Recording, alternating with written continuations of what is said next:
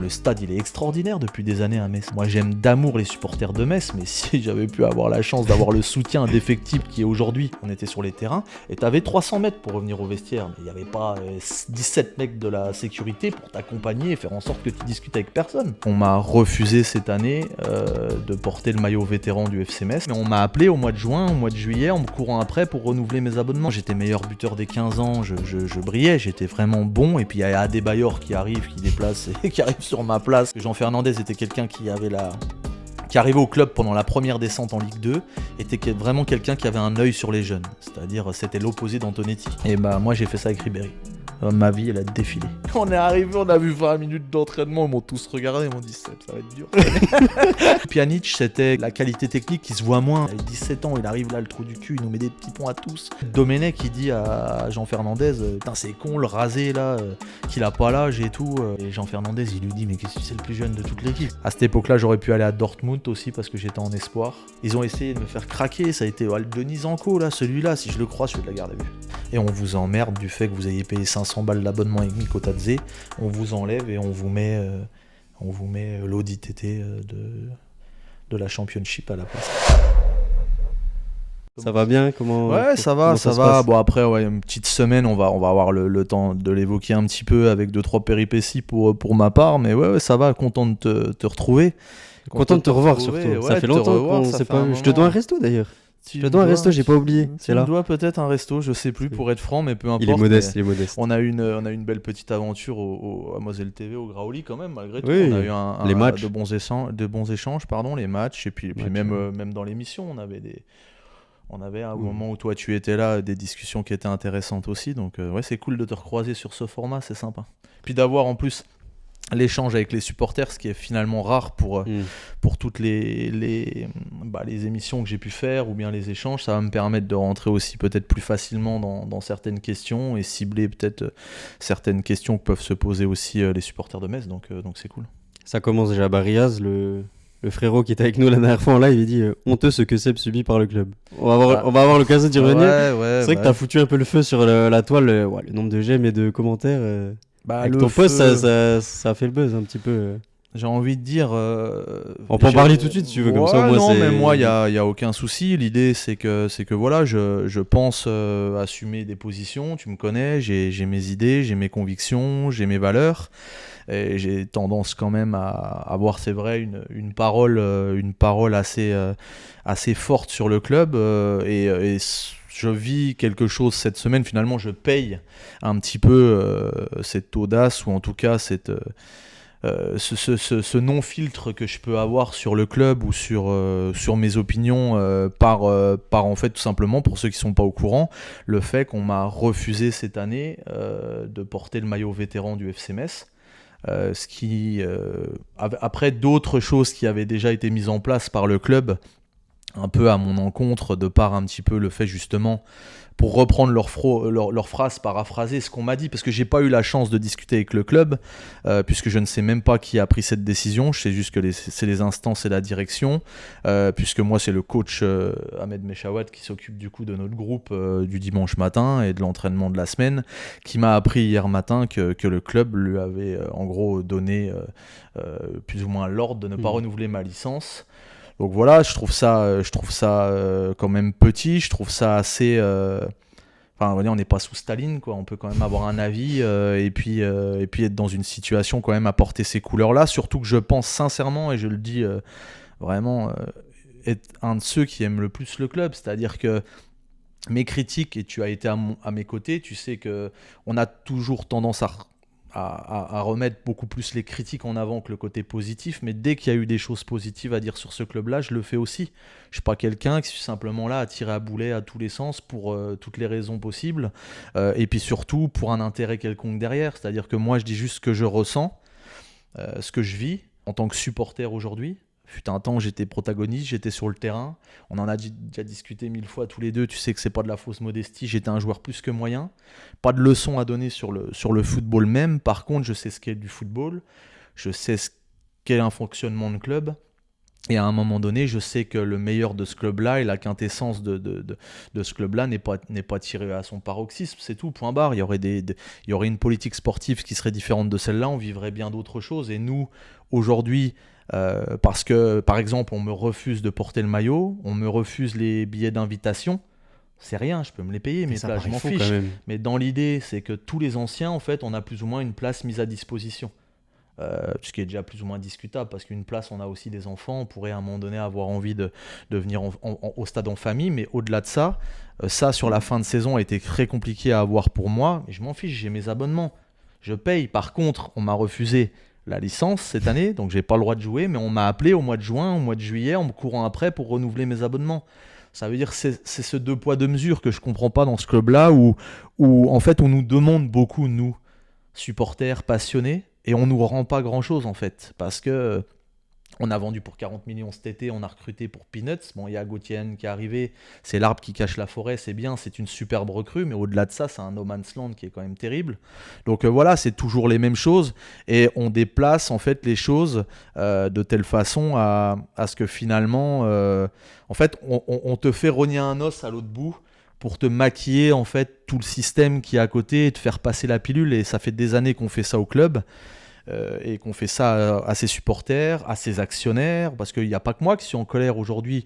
Moi, je donne mon opinion, mais je sais que beaucoup de gens, pas tous, je prétends pas avoir la vérité, mais beaucoup de gens pensent un petit peu aussi, en tout cas se retrouvent dans ce que je peux évoquer. Et il y en a beaucoup qui l'ont mauvaise vis-à-vis du club, de plus en plus. Et puis la parole aujourd'hui est en train de se libérer. Et le fait d'essayer de museler quelqu'un comme moi, c'est une erreur, parce que plus tu vas me mettre dans une situation comme ça où tu vas essayer de me foutre de côté, de me faire taire, et plus je vais te rentrer dedans, parce que ça montre en fait que j'ai raison, que je suis dans de la vérité, que je dérange, et toutes ces choses-là à un moment donné font que le club prend des décisions qui sont irrationnelles. Moi, j'ai quand même donné 15 ans de ma vie à ce club-là. 15 ans, c'est pas rien. Et on te dit aujourd'hui, quand tu parles à Moselle TV, on commence à te faire taire.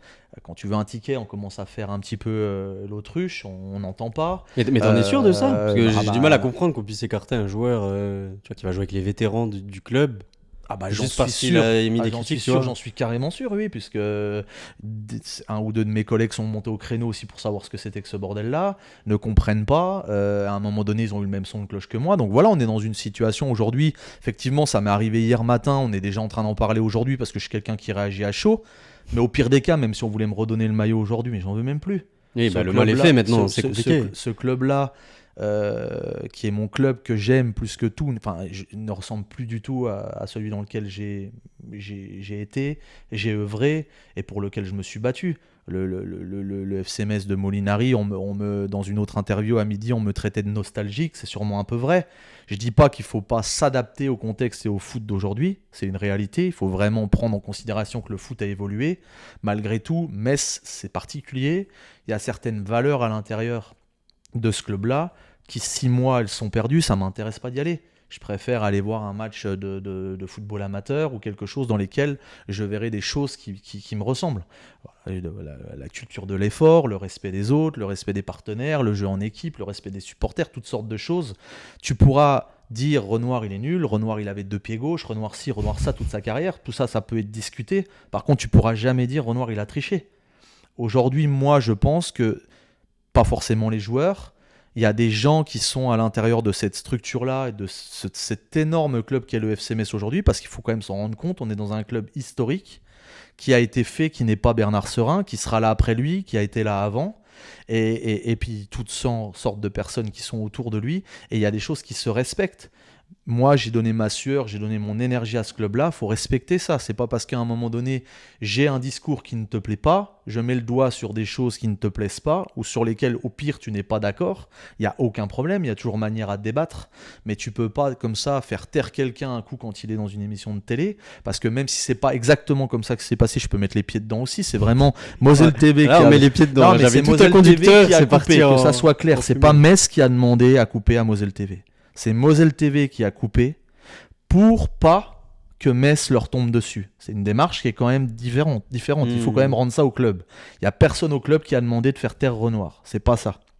Simplement, Moselle TV, pour reprendre leur discours, d'Emeric, qui est le nouveau rédacteur en chef et qui pilote cette émission du Graouli Mag, m'a dit « Depuis le départ de Demerlé, on est en train de renouer de belles relations avec le FCMS. On n'a pas envie que tes discours viennent polluer tout ça et viennent en gros se mettre de nouveau entre nous et la chaîne. » Enfin, entre le FCMS et la chaîne. Ce que je respecte, c'est pas mon émission. Simplement, moi, je suis pas d'accord avec ça, je m'efface. C'est un choix. C'est moi, je suis comme ça, voilà. Derrière, il y a eu tout ce qui s'est... Mais l'histoire, c'est celle-là. Moi, je suis pas un menteur, c'est exactement comme ça que ça s'est passé. Donc aujourd'hui, quand j'apprends que le dimanche matin, parce que finalement, de retrouver les copains, c'est quand même un vrai plaisir, ce sont des gens avec qui j'ai vécu de superbes années dans ce club-là. Je pense qu'encore une fois, on est largement dans ce qu'on représente, dans ce qu'on essaye de véhiculer, dans les valeurs, dans les attitudes. On est encore là pour les associations actuellement, alors que les nouveaux joueurs, ceux qui sont là, ne le font pas, etc. Aller voir les gosses dans tel ou tel club, aller accompagner tel ou tel asso. On est là tout le mois de juin, aller faire des matchs à droite-gauche pour pouvoir à un moment donné faire de ce club encore ce qu'il est et lui donner son image et sa belle image, de m'interdire d'aller jouer avec les potes comme ça le dimanche alors qu'il y a 20 personnes autour du terrain et qu'on est vieux contre vieux et que je pèse 15 kilos de trop par rapport à pour être compétitif, je trouve ça très très petit. C'est quoi la prochaine étape? Parce qu'il y en a d'autres, je pourrais encore parler d'autres petites choses qui sont encore plus rigolotes. Mais du coup, je me dis dans l'idée où ça va s'arrêter, tu vois. Je suis dans une situation où j'ai simplement parlé, j'ai critiqué, mais encore une fois, j'ai critiqué pas comme quelqu'un qui est au PMU avec 10 bières dans le cornet et puis qui insulte tout le monde à la télé. J'ai donné des opinions qui sont les miennes, qui me concernent simplement moi, je parle pas au nom du peuple, et j'ai argumenté derrière pour expliquer mon propos. Point barre. T'es d'accord, t'es pas d'accord, j'ai raison, j'ai pas raison, c'est pas un sujet ça. On est dans un pays normalement et on est dans une vie où la liberté d'expression, même si je pourrais être à l'encontre et contre tout le monde, j'ai quand même le droit de dire ce que je pense. Après on est d'accord ou pas, il y a matière à débattre, on peut discuter, Sébastien, et aller contre moi, on s'explique, et puis moi je peux peut-être changer d'avis. Il y a des choses qui peuvent peut-être se comprendre, mais en tout cas, j'ai jamais été plus loin que ça. Quand on me parle de vendetta, je suis mort de rire. S'ils veulent que je me mette à faire une vendetta, et je vais partir en piste et tout chousse sans le bonnet, et s'il n'y a pas de sapin au milieu de la piste, mon flow, ça va être un carnage, parce que je sais aussi faire ça. C'est pas du tout le cas, simplement j'ai été critique envers une direction qui pour moi aujourd'hui fait depuis 15 ans l'ascenseur, et que tout le monde en a un peu marre. Et encore une fois, cette année, la première chose qui a été le sujet chez eux, c'est même pas de nous mettre un entraîneur, un directeur sportif, c'est la campagne d'abonnement où il fallait renouveler. À un moment donné, j'en ai un peu marre en étant passionné du club et supporter d'être pris pour un con. Mais moi, j'ai un entraîneur, mets-moi un directeur sportif, mets-moi un organigramme qui tient debout, recrute-moi, vends-moi des joueurs et commence à me parler de prix d'abonnement.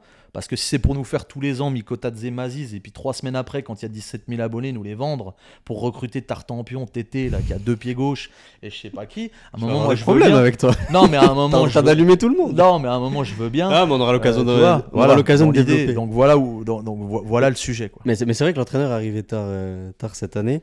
On va pouvoir évoquer, t'as déjà longuement parlé sur ton attachement au club, et c'est bien, on voit quelqu'un de passionné. D'ailleurs, si jamais Bernard Serin veut un droit de réponse, il est le bienvenu. Parmi les bonnes nouvelles, parce qu'il n'y a pas que des mauvaises nouvelles, je sais pas si t'as vu, Alexis Mirbach, je sais pas comment on dit, appelé avec les U20, gardien du FCMS, donc voilà. Encore appelé en équipe de France, il y a quand même des bonnes choses autour du club en début de saison. On a beaucoup de gens, et on a beaucoup de jeunes, et on a beaucoup de talents.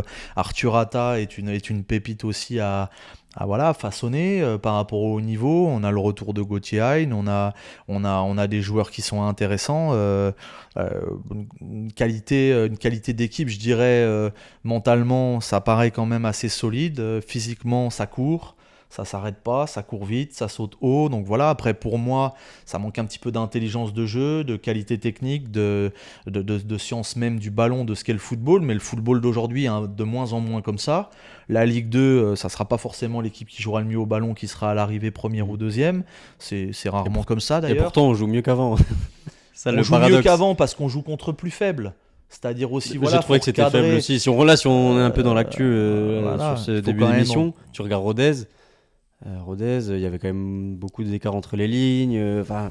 Moi, j'ai trouvé qu'il y avait un vrai écart de niveau entre les deux équipes. Il y a un vrai écart de niveau entre les deux équipes et il y a un fossé entre les deux divisions, tout simplement. Ça, c'est une évidence. Mais vous, les anciens joueurs, c'est ce que vous répétez souvent. Et pense que là maintenant, tu vois, je me le rends de plus en plus compte. Et ce match-là, ça en est un bel exemple. Tu vois. C'est là où je me dis, quand ils disent qu'il y a une vraie différence, c'est celle-là. Mais même, je pense que le plus flagrant, c'est même pas en ce début de saison, parce que finalement, Rodez et Bastia sont des équipes, on va dire, lambda de Ligue 2. Et quand tu vois le barrage contre Saint-Etienne, on l'a perdu.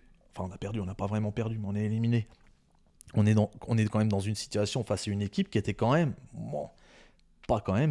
pas folichonne, quoi. Je veux dire, on avait largement la place, malgré la saison catastrophique qu'on a fait l'année dernière, de s'en sortir, parce que Saint-Etienne, si on joue pas à 10 contre 11 au retour, on est capable de leur en coller 5 en une mi-temps, avec le talent de Georges, avec l'énergie qu'on a mis, avec tout ce stade qui était derrière. C'était quand même assez hallucinant de voir cette énergie dans ce stade-là. Donc voilà, il y a un gros gap entre les deux, et c'est d'ailleurs pour ça qu'on monte et qu'on descend tout le temps.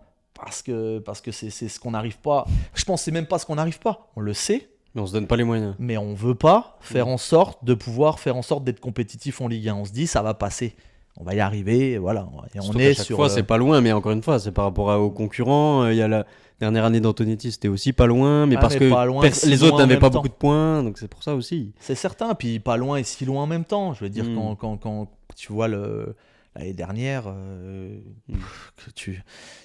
on a pris des leçons de football par Clermont. Enfin, je veux dire, Clermont nous a donné une leçon de football. Qualitativement, je parle au niveau collectif. Après, voilà, les scores sont les scores. Mais là, tu me parles du match de Rodez. Ce qui fait aussi ce match-là, c'est 12e minute de jeu, tu marques. Même pas à première seconde. Oui, enfin, il y a 12 secondes ou 8 secondes. Je sais pas combien on a eu tant que le gardien il fasse ça. Ça aide. Après, c'est Sabali, par son pressing, par son engagement, qui crée tout ça. Travail tactique aussi. Son but. Ils avaient analysé qu'il relançait au gardien. Exactement. Voilà, il y a la balle au gardien, c'était sûrement travaillé à la vidéo avant. Donc voilà, il y a une intelligence par rapport à tout ça qui est intéressante. Après, Stéphane Lemignon, moi j'ai pu échanger à l'époque où il était à Vannes parce qu'à un moment, j'avais discuté un petit peu avec lui potentiellement pour aller le rejoindre quand ils étaient en Ligue 2 à l'époque. C'est quelqu'un que je connais, c'est une belle personne, humainement c'est bien. Au niveau qualité d'entraîneur, c'est bien aussi. Après, quels moyens il aura, quelle latitude il aura pour le recrutement, parce que l'équipe aujourd'hui, même si on a gagné, on a mis une tôle à Rodez et que contre Bastia on est sorti à la dernière minute et qu'on a joué contre une faible équipe, me paraît quand même, encore une fois, ça sera pas la panacée, quoi. Par rapport à ce qu'on est aujourd'hui, un véritable avant-centre. On a Elisor qui est pour l'instant bancal, on n'a pas trop de visibilité, il est blessé. On a le petit Boussané, je l'ai pas vu à Rodez, mais bon, il rate un penalty, on sent tout de suite qu'il est pas prêt, l'émotion d'être sur les genoux comme ça, on sent que c'est jeune. On sent que c'est jeune dans le profil, ça manque d'expérience. Et on sait qu'en Ligue 2, il faut un bon gardien, il faut une bonne défense centrale, un bon milieu et un bon attaquant. On a eu Diallo, on a eu Georges, Mikotadze qui ont mis les buts. Là, moi, c'est ce que je disais l'autre fois, on est sur deux paris, tu vois. Comme l'année dernière, quand on a fait Tété et Stupinian, c'était deux paris. Là, le pari, c'est Sané, qui est, je pense, un vrai pari parce que c'est vraiment quelqu'un de jeune. Elisor, c'est un peu moins un pari parce qu'il a déjà des références en Ligue 2 un petit peu. Mais regarde, c'est ce qui arrive dans le foot. Blessé de 1 mois, blessé 3 semaines, et tu te retrouves un peu à poil, quoi. Donc c'est ça qui va être compliqué. Là, tu parlais du mercato. Le mercato se finit aujourd'hui. Ouais, puis c'est encore une fois, je ne sais pas ce que vaut ce joueur, mais on a un blessé qui est pas dans le groupe ce week-end. On a Ibou Sané qui a fait une belle année en réserve l'année dernière. Il a des qualités, mais de là à le lancer et à se dire que c'est lui qui va nous coller 20 buts, il y a aussi cette espèce de chape de plomb, c'est qu'il passe derrière Mikotadze. On n'a jamais eu un attaquant comme ça dans les 30 dernières années. Donc c'est quand même à un moment donné, pour le suivant, c'est pas un cadeau. C'est pour ça qu'ils auraient peut-être dû le prêter Ibou Sané l'année dernière. Pour le préparer, tu vois. Mais après il a fait une belle saison, mais il surtout, a pas beaucoup joué. Tu vois, il avait pas vraiment un rôle de protagoniste. Il aurait dû avoir une arrivée surtout. C'est quand tu dépenses autant, enfin que tu récoltes autant dans du recrutement, il faut avoir en capacité, on a le sentiment qu'investir, c'est un gros problème, quoi, de claquer quelques millions sur un joueur. D'accord. Et oui, mais bon, aujourd'hui, dans les divisions, si tu veux surnager, t'as pas le choix que d'avoir des joueurs quand même qui tiennent debout. À Metz, on donne des salaires qui sont plus qu'honorables et qui ne dépassent pas un certain point, mais si en plus tu cherches tout le temps le joueur libre, ou alors le joueur qui est en fin de piste et qui est à un moment donné à relancer, ça a été des paris toutes ces années. On a eu Diabaté, ça s'est très très bien passé. On a eu d'autres, c'était moins le cas. Mais à chaque fois, comme tu l'as dit, c'est un peu un jet de pièces.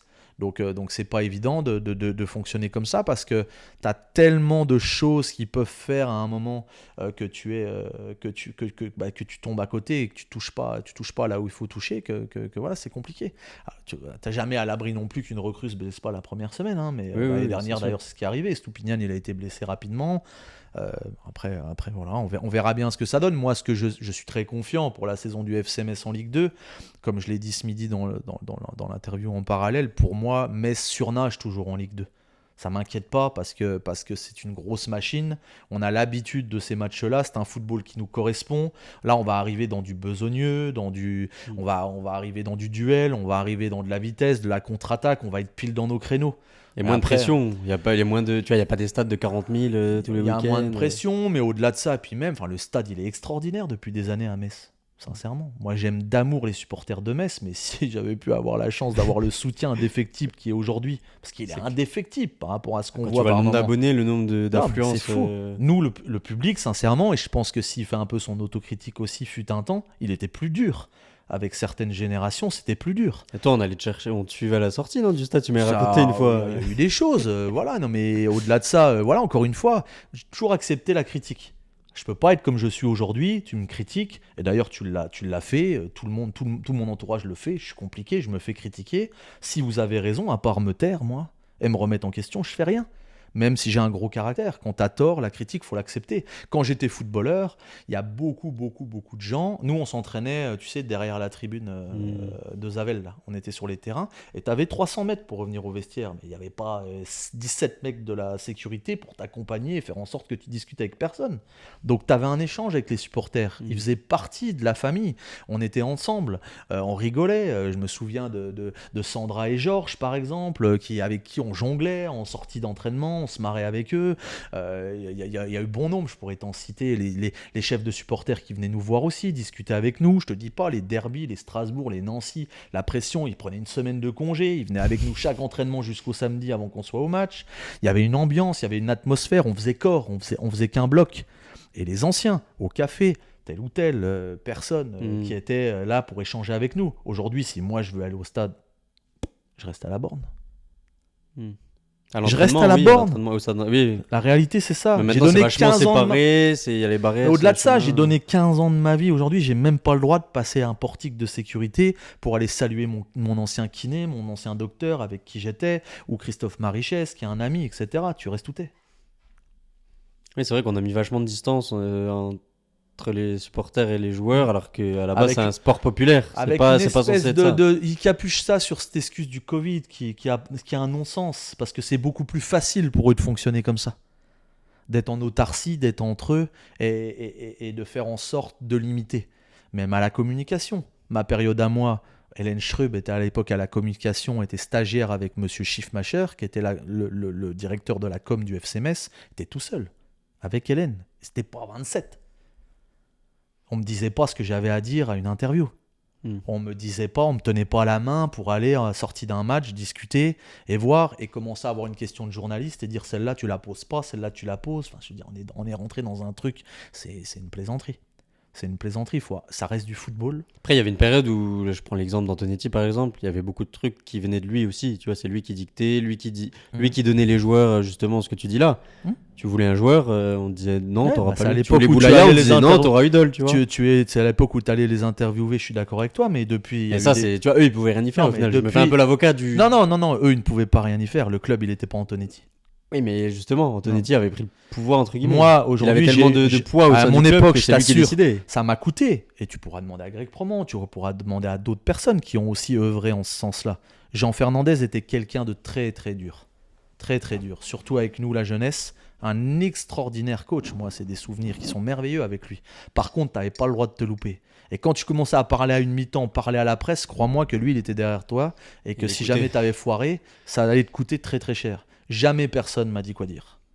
Jamais personne me dira quoi dire. Ça m'a coupé, ça m'a coûté, Mais à un moment donné, il faut remettre de la vérité dans tout ça, il faut mettre de la transparence, il faut appeler un chat, il faut arrêter avec les discours préconçus où on arrive au mi-temps, on va discuter, on n'a pas fait une bonne mi-temps, on va revenir avec d'autres intentions, toutes les choses qu'on te dit en sortie de centre de formation dans tes cours de com, voilà, ça n'a jamais été. C'est d'ailleurs pour ça qu'ils étaient ferments de m'interviewer, parce que j'étais pas dans le moule.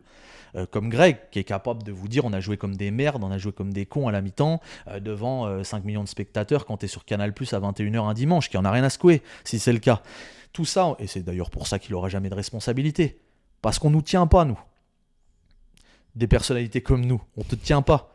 Si je peux dire quelque chose sur, par exemple, Stéphane Le Mignan, je pense à un moment donné qu'il est là, aussi par rapport à la concurrence qui était potentiellement à venir chez nous, parce que toute cette direction et le club est sûrement Bernard Serin, avec Bologna, Dre aussi, personnalités quand même, qui étaient des personnalités, et Antonetti.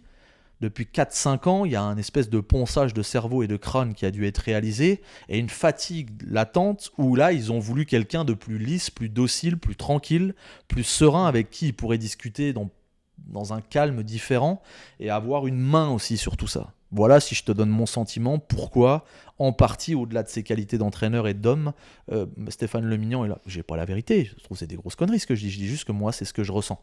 Je me dis qu'avec cette personne-là, ils auront moins de problématiques à piloter le bateau qu'un Bologna qui a 70 ans et qui a une expérience longue comme le bras, et qui, quand tu le prends dans le bureau, déjà tu comprends un mot sur deux, et en plus, tu dois te retrouver dans une situation où c'est pas facile à gérer. Donc, parce qu'il y a des statuts. Antonetti, il a quand même un statut. Bologna aussi, comme tu dis. C'est vrai que c'est différent de gérer quelqu'un comme Stéphane Le Mignan qui, justement, lui arrive un peu de plus bas et qui, pour lui, c'est une vraie opportunité. C'est une opportunité. C'est presque inespéré.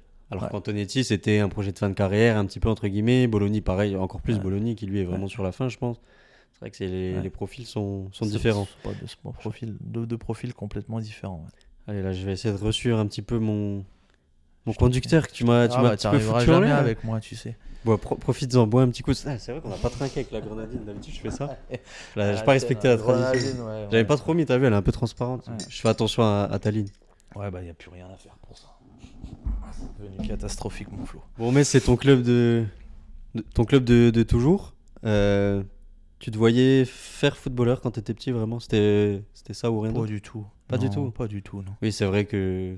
Non, parce que si tu veux... Tu viens d'un petit village, voilà. En plus, après, t'étais devenu agriculteur aussi, donc c'est vrai que t'étais pas vraiment dans ce truc-là. Non, en fait, moi, je suis d'une famille d'agriculteurs, donc mes grands-parents, mes parents, t'es d'un petit village, comme tu dis, 100 habitants, proche du lac de Madine, enfin, t'as des encablures à 10 ans de te dire que tu vas être à Saint-Symphorien, tu vois, tu vas avec ton père voir les matchs, avec ta famille. C'est loin. Non, c'est même pas que c'est loin, c'est que ça te paraît quelque chose d'inatteignable, parce que ça l'est finalement. Je veux dire, on m'a souvent parlé dans mon cursus de cette anomalie de passer du football à l'agriculture. En fait, je l'ai déjà répété, mais l'anomalie, c'est d'avoir été footballeur. C'est l'inverse, en fait. Voilà, c'est plus ça qui était un peu surprenant dans mon parcours. Après, voilà, j'ai eu un parcours assez tumultueux en jeune. J'ai vraiment eu des très très belles périodes, des plus difficiles. J'ai été en concurrence, moi j'avais 15 ans, j'étais meilleur buteur des 15 ans, je brillais, j'étais vraiment bon, et puis il y a Adebayor qui arrive, qui déplace, qui arrive sur ma place. Petit joueur. Tu vois, petit joueur qui arrive. Donc on me dit gentiment, tu vas retourner avec l'équipe B, donc c'est aussi pour ça, je pense que j'ai un parcours aussi qui peut donner de l'espoir à beaucoup de jeunes, parce que finalement... c'est pour ça que je trouve ça intéressant aussi de vraiment revenir à tes origines, et tu vois... Ouais, parce que tout pour n'a des jeunes pas qui été nous regardent, facile. C'est pas impossible. En moins de 15 ans, à Metz, pendant longtemps, j'ai joué même en équipe 3. Donc la 3e équipe. Après, l'année d'après, à moins de 15, nationaux, avec de beaux moments et de plus difficiles. Ensuite, moins de 17 régionaux. Donc là, j'ai quand même fait une très très belle saison avec David Carré. Donc première année de moins de 17 ans, où j'avais mis 83 buts en 80 matchs. Parce que je me souviens encore, il m'avait écrit un courrier pour me féliciter de ma saison. Et derrière, on est passé Gambardella, championnat, tout ça. Et de là, moi, je suis passé directement en pro. Parce que Jean Fernandez était quelqu'un qui arrivait au club pendant la première descente en Ligue 2, était vraiment quelqu'un qui avait un œil sur les jeunes. C'est-à-dire, c'était l'opposé d'Antonetti. Quand Antonetti laissait le décrassage tout seul au groupe Et quand la réserve jouait, était en Corse avec son avion privé, Jean Fernandez, il passait tous ses dimanches à faire 4 heures de route. Il venait jusque dans le Nord pour voir le match des jeunes. Balle perdue comme ça au passage. Non, mais parce que ça me paraît, dans un club formateur important que certains connaissent pas aussi, pour que les gens comprennent aussi, c'est difficile de juger un centre de formation comme il l'a fait, de le fustiger alors que vous avez jamais vu un joueur. Ça me paraît compliqué. Donc c'est une réalité. Encore une fois, c'est pas quelque chose que j'invente. Et tiens, pour revenir vraiment à ta formation, il y a quelqu'un qui demande, Johnny John, est-ce que tu aurais préféré faire ta carrière à ton poste de formation d'attaquant? Parce que c'est vrai que tu étais vraiment pur buteur quand tu étais jeune. Tu as commencé dans des clubs vers chez toi. Tu as joué à Blénaud aussi, j'ai vu. J'ai commencé à Blénaud. Et après, tu t'es fait repérer. Repérer à 12 ans. Dans un tournoi, non Non, même pas. Non, on a joué Metz et on menait 3-0 à la mi-temps. J'avais mis 3 buts. Et on a perdu 7-3, on s'est fait éclater en deuxième. Fait le taf. Ouais, et en fait, si tu veux, à cette époque-là, Nancy, Strasbourg et Metz me voulaient. Oui, je me rappelle, je l'ai lu dans une interview. Je suis parti à un tournoi que le FC Metz fait tout le temps, avec Monsieur Goujard à Plomelin. C'est le Mondial Pupi, ça s'appelle. Donc et on a gagné ce tournoi-là. Et 5000 spectateurs pour des gosses de 12 ans, c'était inouï, j'ai jamais vécu ça. C'est encore un de mes plus beaux souvenirs malgré le fait que je suis passé professionnel. Ça a été une aventure incroyable, 5 jours, les familles d'accueil, les copains, je pourrais te citer tous ceux qui étaient avec moi, Casti, Napoli, Guidarini, Gorius, on avait Aubertin, on avait qu'une seule, vraiment encore des gens que j'apprécie beaucoup aujourd'hui, et ce sont des super souvenirs. Et du coup il n'y avait plus de match si tu veux. Déjà Metz c'était le meilleur club à cette époque-là, sans discussion, je veux dire, il y avait Metz et puis il y avait les autres. Il y avait Sedan autour, on était quasiment tous en Ligue 1. Sedan, il y avait Reims, l'était peut-être pas. Sochaux, Strasbourg, Nancy. Donc dans le vivier, dans l'Est, il y avait vraiment beaucoup de matériel, ce qui est beaucoup moins le cas aujourd'hui. Strasbourg, je pense, nous a un peu supplanté quand même, même s'ils sont redescendus dans les bas-fonds. Là, ils sont en train de repérenniser quelque chose d'intéressant. Et donc voilà, la formation, Jean Fernandez à l'Etra. Championnat de France, finale, je mets 4 buts en 3 matchs et il vient voir le tournoi. J'étais pas au courant. Et en fait, quand je reprends avec la CFA le 15 juillet, donc un mois après, je jouais Gomis, on avait joué Saint-Etienne, Nice, etc. à cette époque-là. Et je suis en train de faire les montées avec Francis de Tadeo, tu sais, au plan d'eau, il y a les glaces là. On charbonnait dans les montées, j'étais éclaté, une séance physique, 24e montée sur 25, il m'arrête en haut de la côte, il me dit tu vas prendre ta douche, tu vas avec Jean Fernandez, tu vas au vestiaire des pros. Et c'est comme ça que c'est arrivé. Je me souviendrai toujours de mon premier contact avec lui, parce que je savais pas que c'était lui. Il y avait Patrick Barthes et Jean Fernandez, et Patrick Barthes conduisait, il m'amenait au centre pour manger, il me ramenait au centre avec les équipements pour manger, du vestiaire de la tribune sud, qui était encore celle qu'elle était à l'époque, et il regardait droit devant lui, et puis moi j'étais juste derrière, il m'a dit qu'est-ce que tu vas faire pour être professionnel? Et je lui ai fait une réponse naïve, honnête, je lui ai dit mon objectif n'a jamais été d'être professionnel. Et il s'est retourné comme ça. T'en as collé une. Non. Et il m'a fait un truc qu'il faisait tout le temps. Il faisait caramel que tu es. Qui disait. Et il m'a sorti ça à la première seconde où je l'ai rencontré.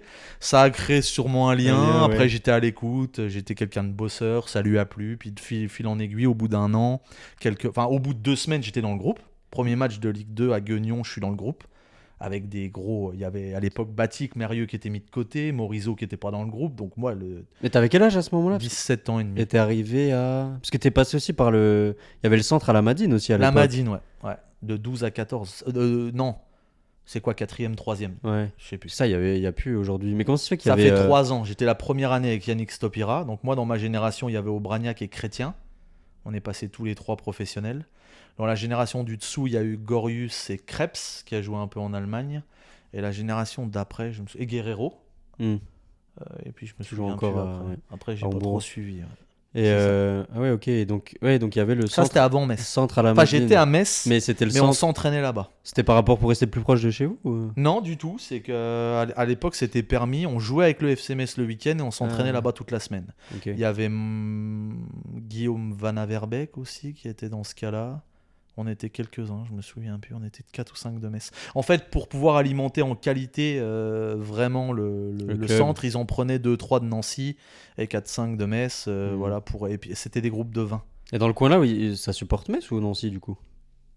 Chez moi là-bas? Ouais. Oh, kiff. Ça dépend. Ouais. Moi, j'ai toujours été... Metz, c'est Metz. Ouais. J'ai jamais supporté Nancy, si c'est ta question.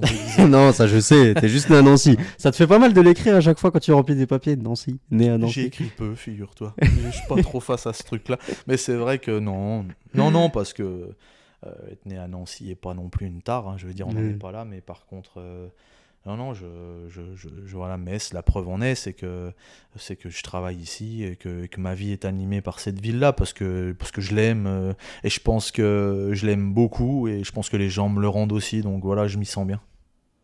Comment ça, c'est une question que je me posais aussi. Comment c'était de vivre la saison 98 quand Metz fait 2e de Ligue 1 en tant que jeune du club? Franchement, moi j'ai vécu ça admirativement, je dirais, parce que c'est une génération quand même qui était extraordinaire sur le terrain. À regarder, il y avait du talent, il y avait de l'envie, il y avait les valeurs. C'est des générations qu'on reverra sûrement jamais d'ailleurs, mais on reverra même jamais ce type d'équipe-là. Et même si c'est un titre de vice-champion, pour moi, c'est le plus beau trophée qui ait jamais eu. C'est cette saison-là qui a porté toute une ville. Moi, j'étais jeune, moi j'avais 12, 13 ans, 14 ans, donc voilà, je peux pas te dire non plus que j'étais là-dessus tous les jours, mais c'était quelque chose qui est marquant quand même, qui est marquant. Ouais, c'était une belle période. Et surtout des gens avec qui aujourd'hui, quand on a des contacts, c'était hyper agréable de discuter avec des gens comme ça, qui ont vécu d'autres heures en fait. Moi j'ai vécu des heures un peu en souffrance pour le club. Aujourd'hui, pas de leçons à donner sur des descentes. La Ligue 2, il y en avait quand j'étais là. Des descentes, on en a eu. Des saisons très compliquées, on en a eu. On en a eu des bonnes, on a eu des meilleures, des très bonnes. En fait, depuis presque, c'est peut-être moi d'ailleurs, depuis mon arrivée, c'est le bordel. Moi, je suis arrivé dans la première descente, mais dans l'idée. Début des années 2000, c'est là où ça aurait pu se pérenniser en Ligue 1. Il y avait vraiment peut-être un truc à faire. Il y avait des choses à faire. Moi, j'ai joué. Pour jouer l'Europe, même. J'ai joué quand même avec des joueurs immenses, tu te rends compte. J'ai joué avec Ribéry, j'ai joué avec Adebayor, j'ai joué avec Niang, j'ai joué avec Pjanic. J'ai joué avec des phénomènes. C'est vrai faut que tu me donnes les contacts pour qu'ils viennent. Ah non, mais tu Ribéry, ça devait être un truc de fou. L'entraînement, on en a déjà un petit peu parlé, oui, mais pour que les gens comprennent, c'était un phénomène. C'était extraterrestre. Un mec génial en plus. Ouais. Pareil, encore une fois, c'est que simple, rigolo. Ceux qui critiquent ce joueur-là, c'est une histoire de jalousie plus. C'était quelqu'un qui était humainement hyper intéressant, attachant, qui était hyper généreux. Il avait des défauts, donc voilà, et ce qui faisait aussi ses qualités sur le terrain. C'est un mec de quartier un peu mal entouré, faire des bêtises, qui n'avait pas toujours la lumière, qui réfléchissait pas toujours comme il fallait, mais son jeu à l'instinct, ses qualités. Ce qui manque aujourd'hui dans le foot en général. Son jeu de jambes, je me souviens, c'était une bûche. Tu rentrais dedans, tu as l'impression que tu avais pris un TGV, c'était un truc de fou. On ne prendrait pas comme ça, comme il est assez techniquement, c'était un autre niveau. Ah ouais, c'était les premiers mètres, quand il poussait, ça faisait mal. Je me souviens on faisait sur tout le terrain, marquage individuel, et tu avais les deux gardiens, tu avais deux stoppers qui avaient le droit de jouer, et sinon c'était du 1 contre 1, à 3 touches. Ça veut dire que si toi tu défends sur moi, t'as que le gardien et le défenseur central qui peut te piquer la balle, ou moi. Tous les autres, ils s'arrêtent, ils te regardent. 3 touches. Donc en gros, tu tapes le ballon 30 mètres devant, tu cours derrière jusqu'à arriver au but. Et moi j'ai fait ça avec Ribéry. Ma vie, elle a défilé. J'ai eu ma mère dans la tête, j'ai eu ma grand-mère, j'appelais au secours, j'avais envie que quelqu'un vienne me sauver.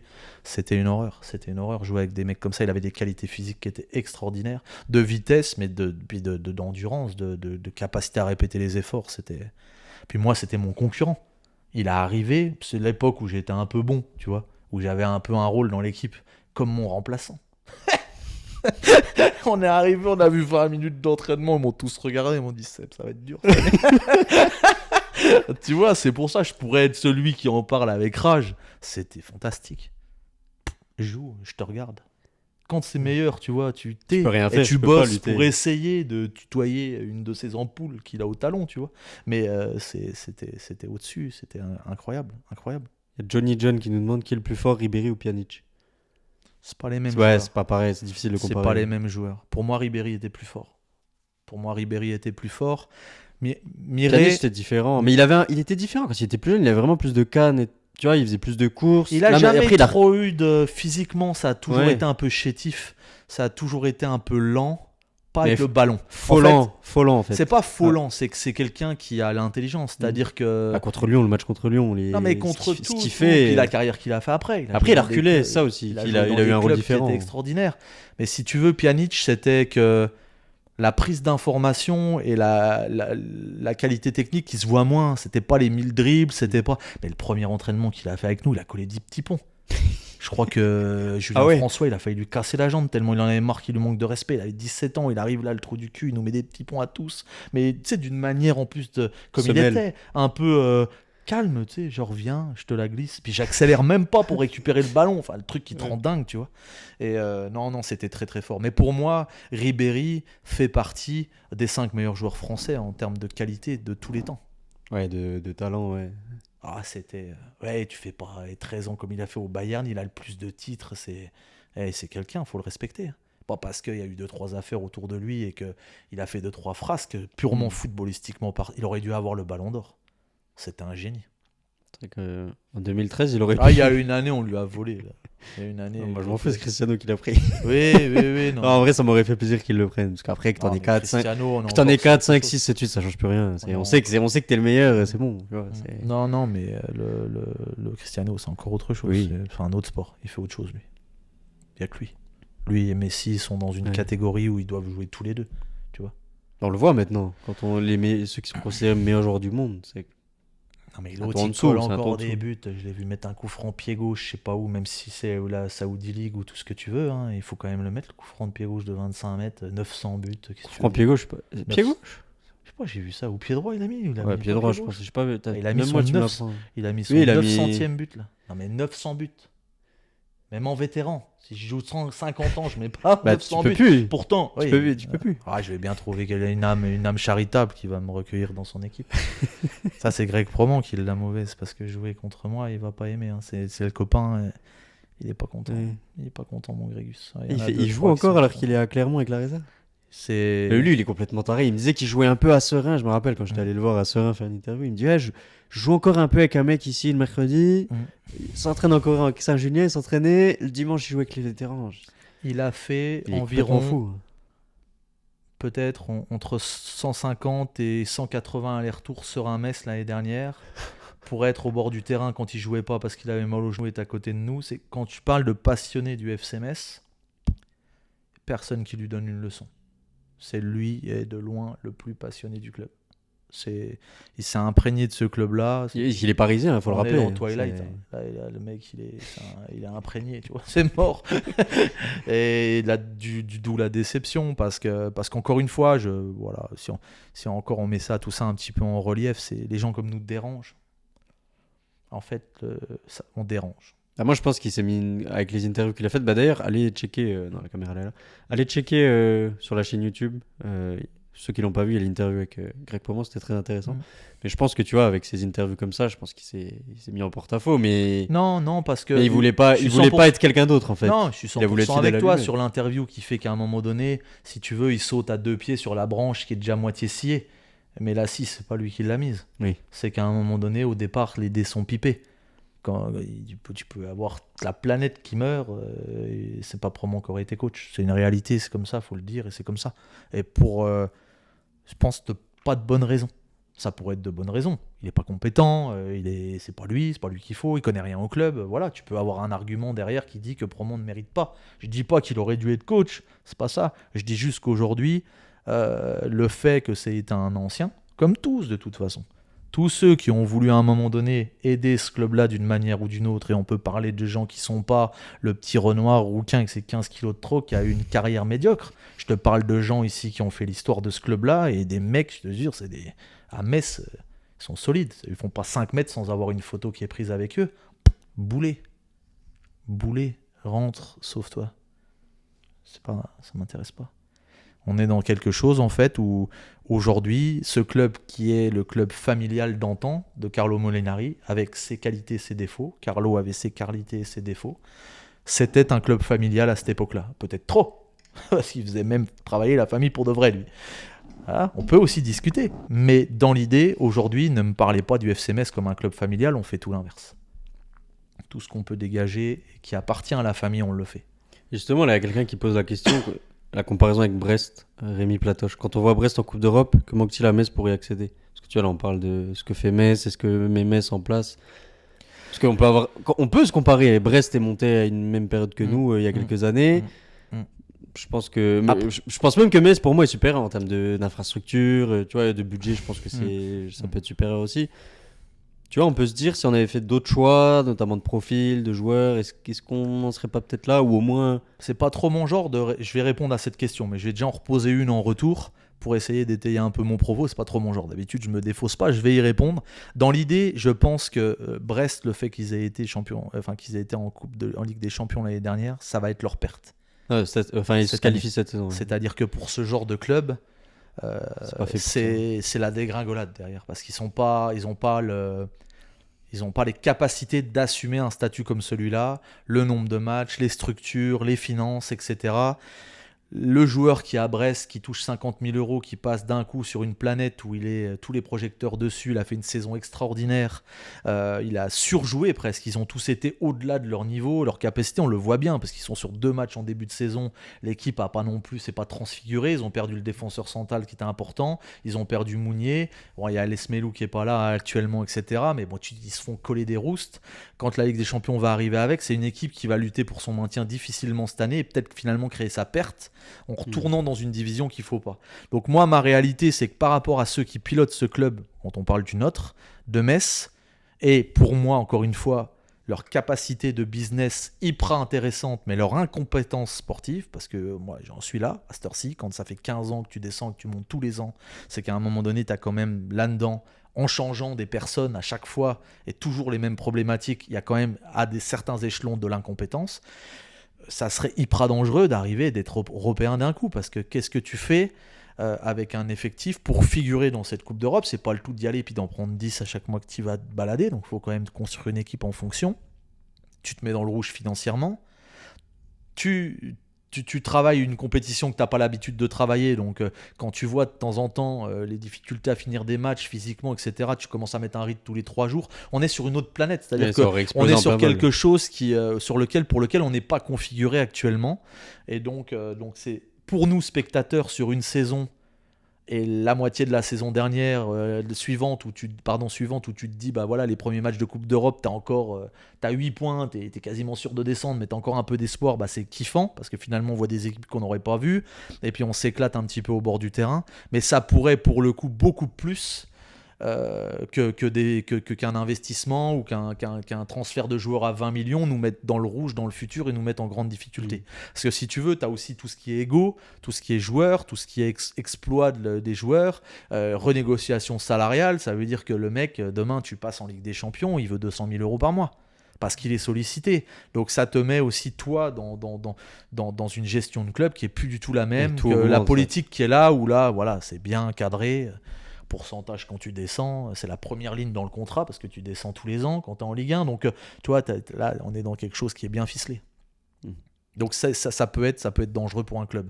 J'espère me tromper pour Brest parce que j'ai de l'affection pour ce club-là et je trouve qu'ils ont fait une très très belle saison l'année dernière, j'ai du mal avec ça. Mais par contre j'ai peur pour eux cette année.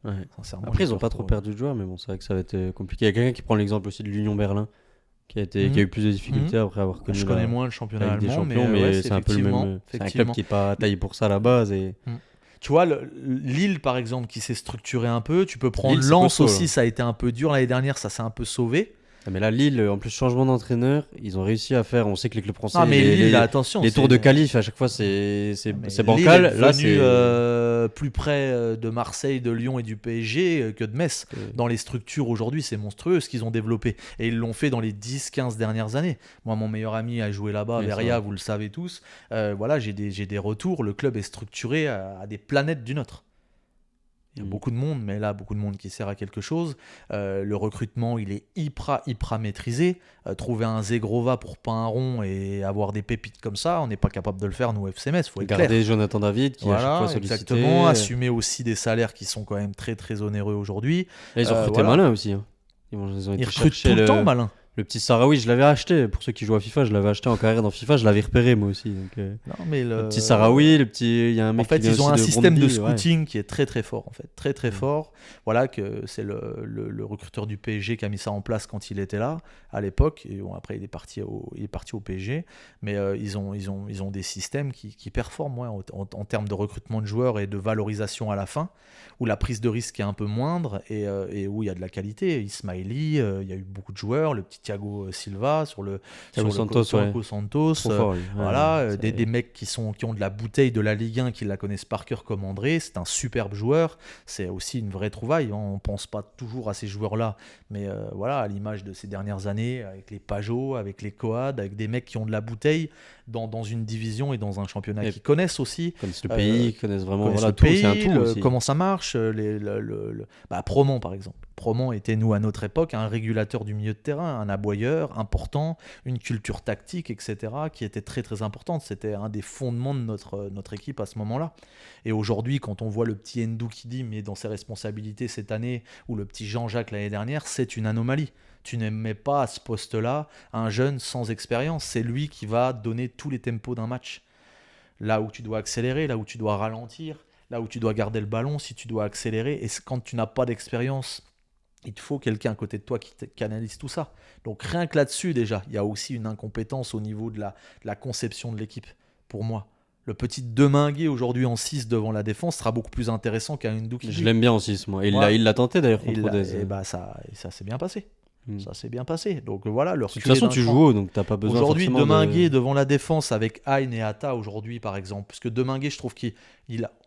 C'est trop tôt. Il faut voir plus de son jeu, mais je trouve que dans le jeu vers l'avant, il y a quand même pas mal de déchets. Par contre, dans la récupération, l'activité, c'est hyper intéressant. Donc, tu as un joueur comme ça devant toi qui ratisse devant une défense qui est quand même correcte. Et il donne aux deux deux qui savent jouer un peu plus au ballon, qui a un tout petit peu plus d'intelligence de jeu, de qualité technique. C'est une main qu'il a, Gauthier. Donc, Gauthier, quand il va commencer à prendre le ballon, jouer dans les lignes, prendre confiance, etc., il va l'éclater, la division, comme il l'a fait avec Auxerre. C'est quelqu'un qui a du talent, qui est au-dessus du lot.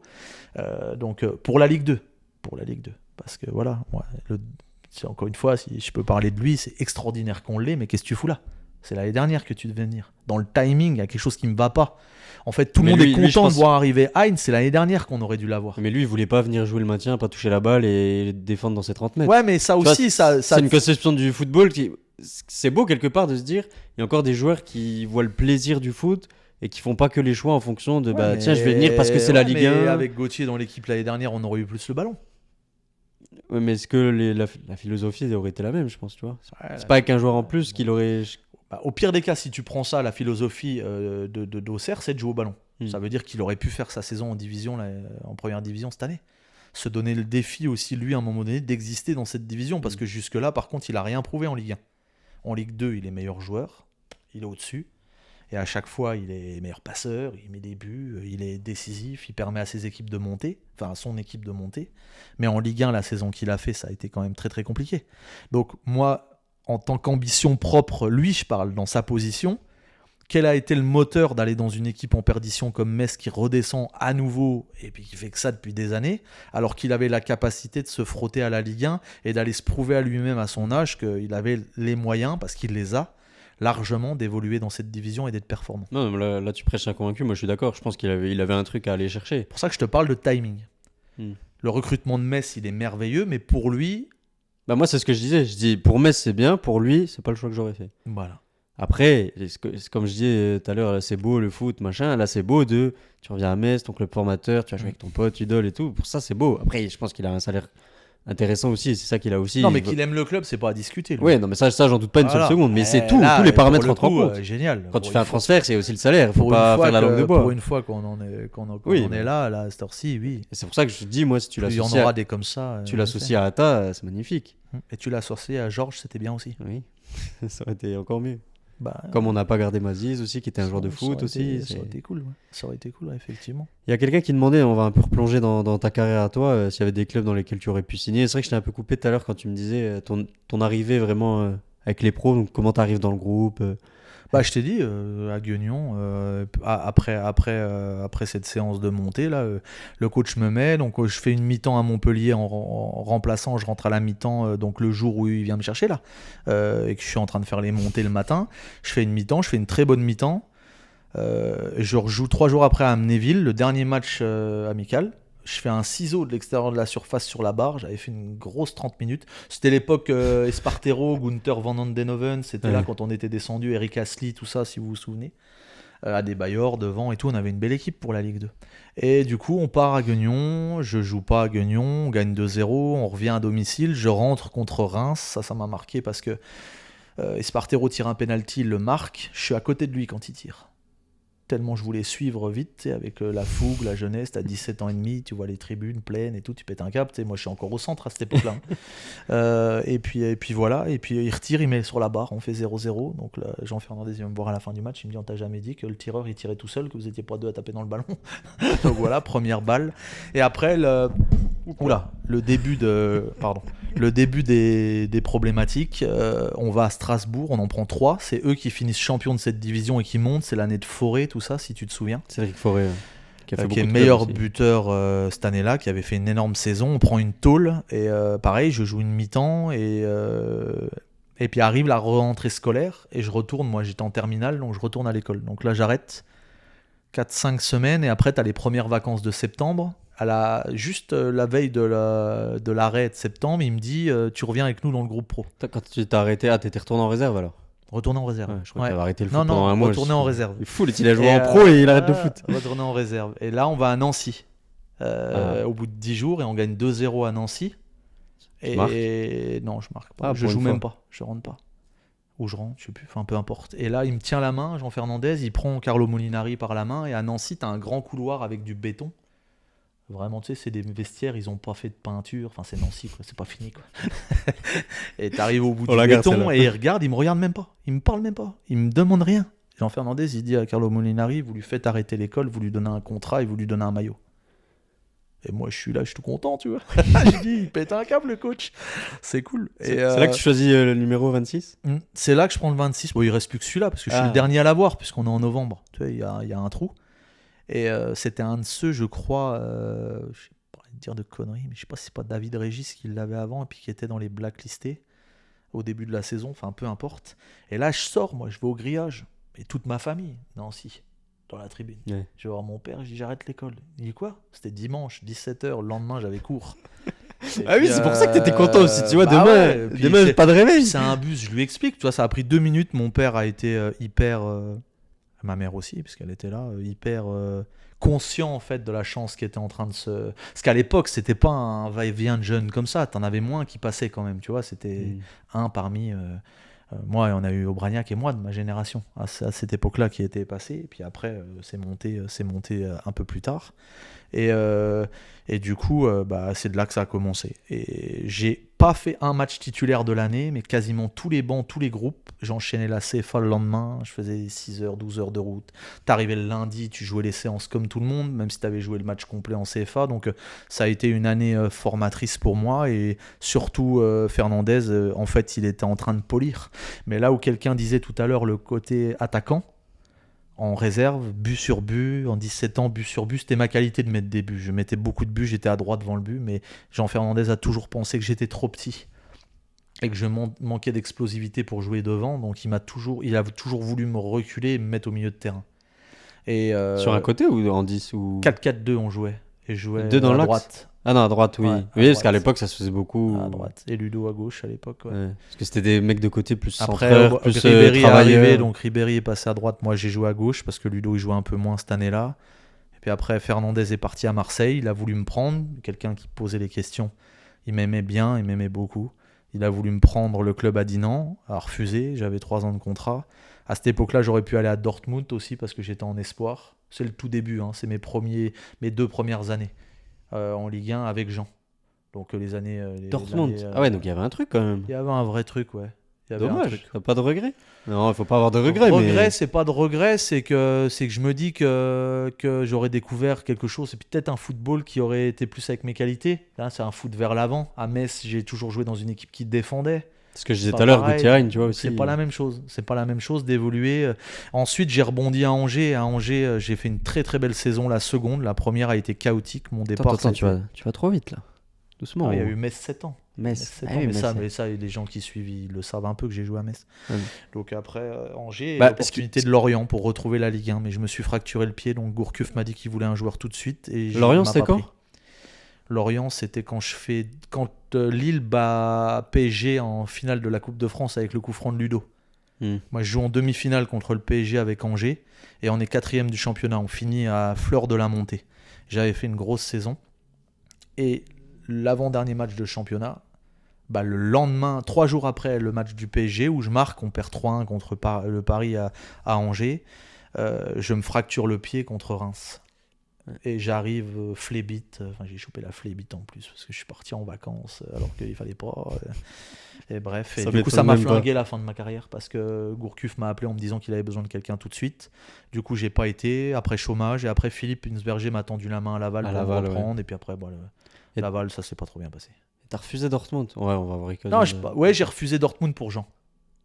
Parce que tu voulais aller à Marseille en fait. Non, je voulais rester à Metz. C'est quand t'étais encore à Metz, oui. Quand t'as un entraîneur qui a un tel amour pour toi, c'était de l'amour, c'était vraiment comme un père. Dur, tu sais, il était dur, il t'en mettait plein la gueule, mais pour te faire progresser, il savait. Mais voilà, c'était dans l'envie de te faire devenir quelqu'un en fait, que ça soit humainement, que ça soit toi en tant qu'homme ou que ça soit sur le terrain. Donc c'était un coach qu'il fallait avoir dans tes premières années de carrière. C'est pour ça qu'il n'a pas réussi ailleurs, à Marseille et tout ça, parce que quand tu tombes sur des égos différents, te casser les couilles en te faisant virer de l'entraînement parce que tu n'as pas tes protège-tibias ou parce que ton chasuble il est à l'envers, tu dis ça à un mec de Marseille, il te dit tu qui, tu vois ce que je veux dire, tu es dans un truc où tu deviens fou. Donc même les anciens chez nous qui avaient entre 30 et 35 ans qui l'avaient, c'était plus dur, c'était plus dur. Ouais. C'était vraiment quelqu'un qui était fait pour avoir une équipe jeune et les tirer vers le haut, quoi. Et pour ça qu'il a réussi avec Sochaux, à l'époque de Zahiri, d'Isabé, de Fro, il a eu une belle génération parce qu'il les a fait monter. C'est un sacré joueur, Zahiri. C'est lui qui a fait monter Zidane, Fernandez, on parle beaucoup des autres, mais c'est quand même lui à Cannes, donc il aimait bien, il avait toujours un œil sur ce centre, tu vois, sur les jeunes. Auxerre, il a voulu te faire venir ou pas ? Il y a quelqu'un qui demande dans le chat. Non, à Nancy, pour être franc. 6h15 du matin, forêt de haie, discussion avec Jean Fernandez à Nancy dans le bureau. Parce que c'était... Ah, vous étiez donné rendez-vous. Ouais. Et t'étais prêt à y aller ? Non, justement, j'ai été par respect lui dire que j'irais pas. Ouais. Ils étaient en Ligue 1, ils étaient derniers, et il me dit ça va pas du tout, j'ai un groupe, ça va pas du tout, humainement, etc. Et tu pourrais amener quelque chose. Je lui dis. C'était en quelle année ça ? C'était en septembre avant que je signe à Laval en octobre.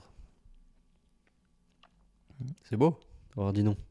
C'est pas beau, c'est peut-être une bêtise. Encore une fois. Tu penses par rapport à ta carrière, oui. C'est ce que je suis, c'est un choix, comme dans tout le reste. En plus, tu disais, c'est lui qui m'a lancé, machin. T'aurais pu avoir ce truc de, tiens, pour lui, je vais faire ce choix-là qui va me coûter au niveau des supporters à Metz et tout. J'aurais pas pu. C'est pas possible pour moi. T'aurais découpé le logo pour pas jouer avec lui. Non, c'est même pas ça, c'est même pas une histoire, c'est des convictions, c'est cette animosité positive. Je suis pas en train de. À chaque fois que je vois un maillot de Nancy, je tire pas à boulet dessus au flingue. Tu marquais contre eux les derbys et tout ça. Voilà, c'est 12 ans, c'est 13 ans, c'est 14 ans, c'est des derbys, c'est les beaux cornis de ma génération. On se fritait tous les ans, on leur collait des roustes, on était dans un truc où il y avait donc t'arrives pas dans un vestiaire où t'as foutu un tel bordel pendant 10 ans. Salut, et puis c'est tout. Puis il y a Metz et il y a Nancy, et moi c'est Metz, donc toi, ça se mélange pas, les deux couleurs ensemble, ça matche pas. Ça va pas. Donc voilà, c'est tout. Après, tu me parles, tu me dis, je regrette absolument pas. Est-ce que c'était un bon choix ? Encore une fois, c'est discutable. C'était la nuance. C'était le mien.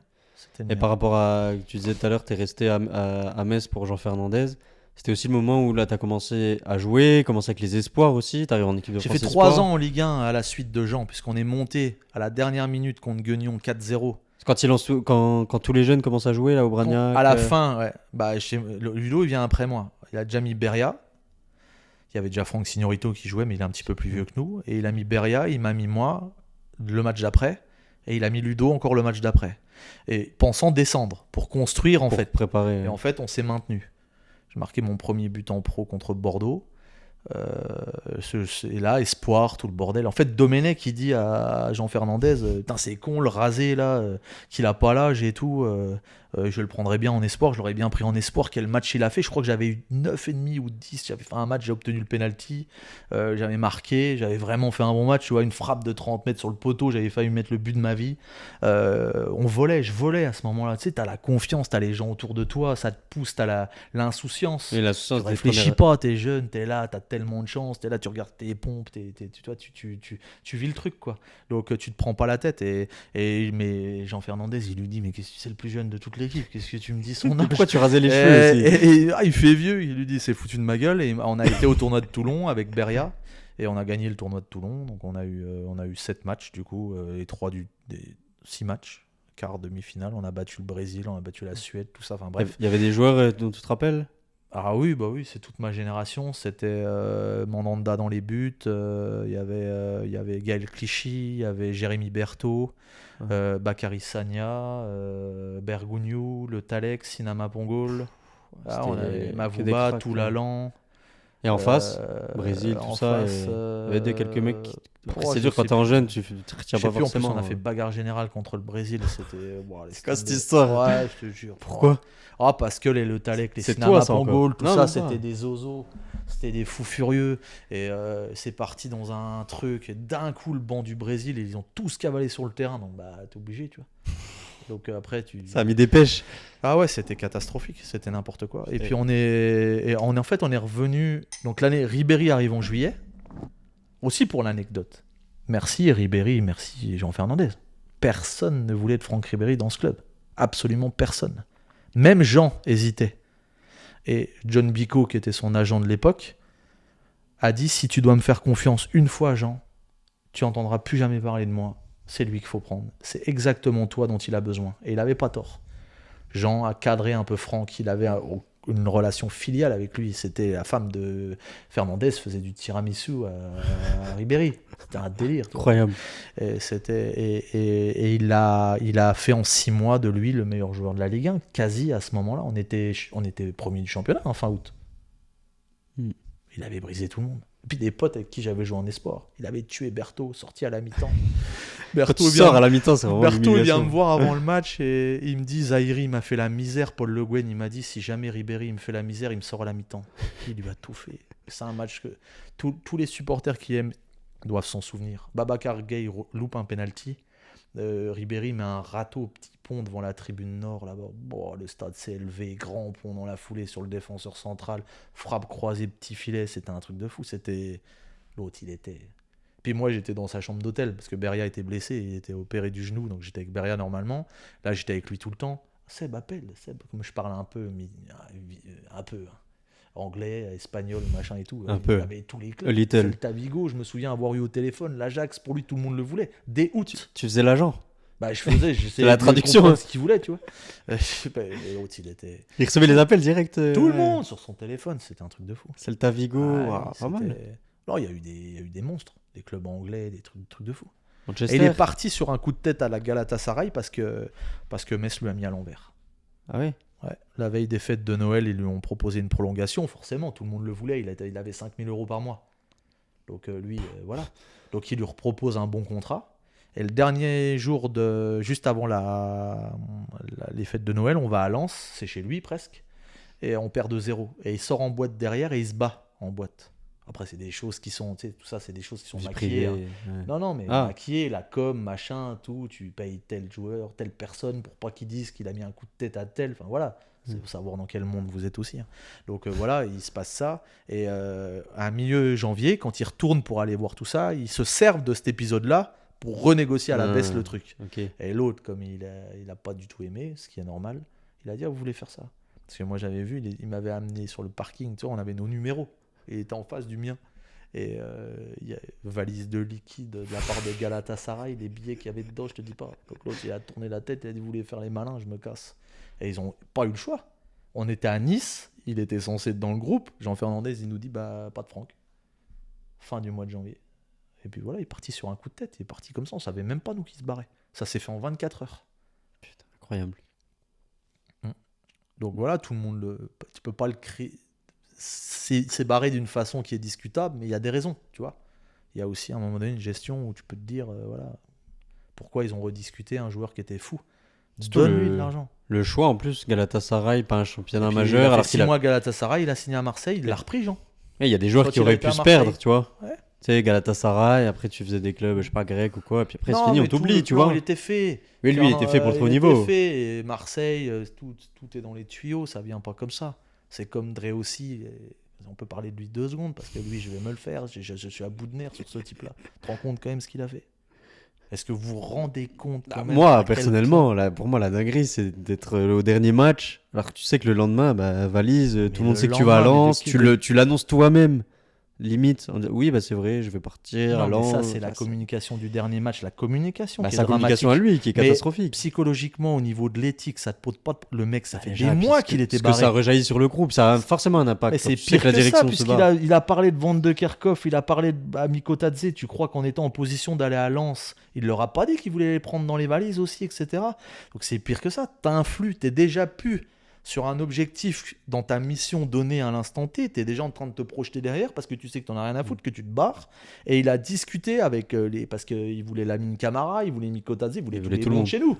Comme il les avait sous le coude. Donc forcément, il arrive là-bas à Lens, il se dit tiens, j'ai déjà discuté avec les 3 là, mais il fallait quand même qu'ils jouent encore pour nous, ces 3 là. Sans être pollués en train de se dire, voilà, il y avait des objectifs à mener. Donc moi, aujourd'hui, qu'il n'y ait rien du tout qui se passe autour de ça, c'est carrément une plaisanterie. C'est un irrespect total sur au-delà des valeurs qui peuvent être les miennes ou celles de beaucoup de gens, même de ton contrat. Contractuellement, jusqu'à fin juin, t'es quand même à Metz. Surtout que les joueurs, en général, quand ils discutent avec d'autres clubs alors qu'ils sont dans leur club, on leur tombe dessus, tu vois. Mais bien sûr. Donc, je pense que tu peux faire le parallèle. T'annonces dans le match le plus important avec des enjeux aussi fous et autant de passionnés et de ferveur autour du match que tu te casses, bon an mal an, avec un sourire en plus où t'es moitié content, t'arrives même pas à te retenir tellement t'es content d'aller dans le Nord. Et puis ça passe. Ça passe, c'est normal. Si j'avais été au Graouli, encore à cette période-là, j'étais interdit d'antenne. Là, il t'aurait censuré, là. J'étais interdit d'antenne à vie, j'étais tellement en colère. C'est pas normal. Et encore une fois, quand nous, on sanctionne pas des choses comme ça, on prouve encore une certaine incompétence d'une certaine façon. Tu peux pas laisser à un moment donné des agissements ou des comportements réalisés comme ça, même si c'est ton directeur sportif, sans taper du poing sur la table et lui tirer l'oreille en le remettant assis, en lui disant pour l'instant, tu la fermes et puis tu mènes la mission qui t'est donnée. Ça me paraît juste normal, quoi. C'est vrai que tu m'as remis de ré aussi. J'avais un peu mis de côté ça, que je m'étais plongé dans la nouvelle saison, mais c'est vrai que on a rapidement passé à autre chose et quelque part, on n'a pas mis assez le. Toi, t'es passé à autre chose. Non, mais maintenant, tu me l'as remis dans la tête, tu vois. Je suis en train de repenser au problème, j'essaie de positiver. Le problème, c'est que beaucoup de gens font comme toi. Enfin, le problème, c'est pas un problème. En fait, on normalise des choses qui dans des clubs plus médiatisés. C'est devenu une fatalité, je pense. Que les gens aujourd'hui s'attendent plus à grand chose, en fait. Donc, non, mais tu prends l'exemple, tu imagines. Il y a, je sais pas moi, l'OM en prime time, c'est dur l'anglais. Le dimanche soir, match pour, je sais pas moi, un match décisif et tout, et t'as le directeur sportif qui vient et qui dit au fait, moi je me casse demain, je vais à Paris, tu vois. Ça sera en une partout et tout. Là, en fait, c'est parce qu'on est Metz, tu vois. Et ça fait pas tant de bruit que ça, mais nous en interne, au niveau des supporters et tout ça, c'est vrai que ça aurait pu faire plus de bruit. Mais ça fait pas tant de bruit que ça. Pourquoi, Flo ? Aujourd'hui, tu as combien de médias qui osent à un moment donné aller à se dresser contre le club ou... T'en as, je pense quand même. Qui ? Le Répu quand même. Le Répu, aujourd'hui, ils sont à mener des constats qui sont justes et légitimes au point où ils auraient envie par rapport... Je te dis pas... Parce que le Répu, je mets pas l'incompétence des journalistes au service de ce que je suis en train de te dire de mes propos. Je te dis simplement qu'à un moment aujourd'hui, je pense qu'ils vont pas au 10e de ce qu'ils ont envie de faire parce que tout le monde est tenu. Ah bah ça oui, je pense quelque part. Tout le monde est tenu. Moselle TV est tenu un à minimum demi-mot. Dans le sens où tous les partenaires, tous les gens pressions. sont tenus par ce système de cercle des pareils, de tout ça. Au niveau business, c'est un monstre. Je ne remettrai jamais ça en question. Bernard Serin est un génie, businessmanement parlant. Il n'y a même pas d'équivalent. C'est quelqu'un qui aujourd'hui a avalé la ville en 15 ans. Il fait ce qu'il veut de quasiment tout le monde. Parce que quand tu fais pas ce que tu veux, tu n'as plus le maillot de vétéran. Ou tu dégages de sa tribune. Ou ta loge, elle va là-bas. Parce qu'à un moment C'est donné, des intérêts. il tient tout le monde par certains intérêts. Ouais. Le Répu, il a des parts dedans. C'est comme ça que ça marche, je pense. Oui, le Répu, il a des parts dedans. Moselle TV, elle est dans sa tribune. Si tu veux un joueur, si tu commences à critiquer toutes les 2 minutes, parce que c'est ni plus ni moins que ça qu'il me dit Emery, quand il veut pas que j'entache les nouvelles relations qu'il y a. C'est que de temps en temps, avoir Seb Renoir et puis les intervenants sur le plateau, c'est bien, mais d'avoir un joueur qui vient parler proprement dit de ce qu'est le dossier, c'est aussi agréable et je peux le comprendre par rapport à aussi des spectateurs qui ont envie de savoir ce que pense Udol, ce que pense Deminguet, Demain, etc. Et quand tu as quelqu'un comme moi qui tire à boulet ou qui est en face d'un joueur et que tu sais pas à tout moment s'il peut pas lui sortir une dinguerie, c'est sûr que c'est plus compliqué. Donc voilà, aujourd'hui, c'est quelque chose qu'il faut accepter. C'est quelque chose que moi, à mon petit niveau, à ma basse échelle, j'essaye aujourd'hui de garder mon libre arbitre sur ce que je pense, même si on me fouette légèrement. Attention, hein, c'est pas toute ma vie. Hein. Moi, je suis pas le FC Metz. Si tu veux, c'est comme si j'étais fou amoureux d'une fille, le FC Metz, et puis que tous les week-ends, elle me faisait cocu. Belle comparaison. Et qu'elle me faisait des misères. Donc à un moment donné, je suis pas plus con qu'un autre. Il y a bien un moment donné où je vais ouvrir les yeux et puis je vais arrêter le chantier. Mais dans l'histoire, là où je pense que c'est important pour ce club-là, et même pour tout le monde, c'est qu'à un moment donné, les choses soient dites. Parce que c'est pas grave de faire des erreurs. Moi, je reproche pas au club de faire des erreurs. Je reproche de pas vouloir les assumer ou y faire face pour essayer d'y remédier. C'est différent.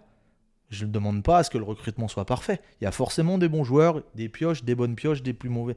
Mais tu peux pas réussir à chaque fois. Tu peux pas tout bien faire. Par contre, quand quelqu'un ou moi ou qui que ce soit a une critique qui pense être constructive et qui pense aller peut-être dans un sens qui est pas si bête que ça, soit elle écoute plutôt que dire lui il veut que du mal au club. Moi j'ai pas d'intérêt à vouloir du mal au club. Je suis pas au club, je suis agent immobilier, j'attends rien du club, je veux pas aller au club, je veux pas prendre des responsabilités.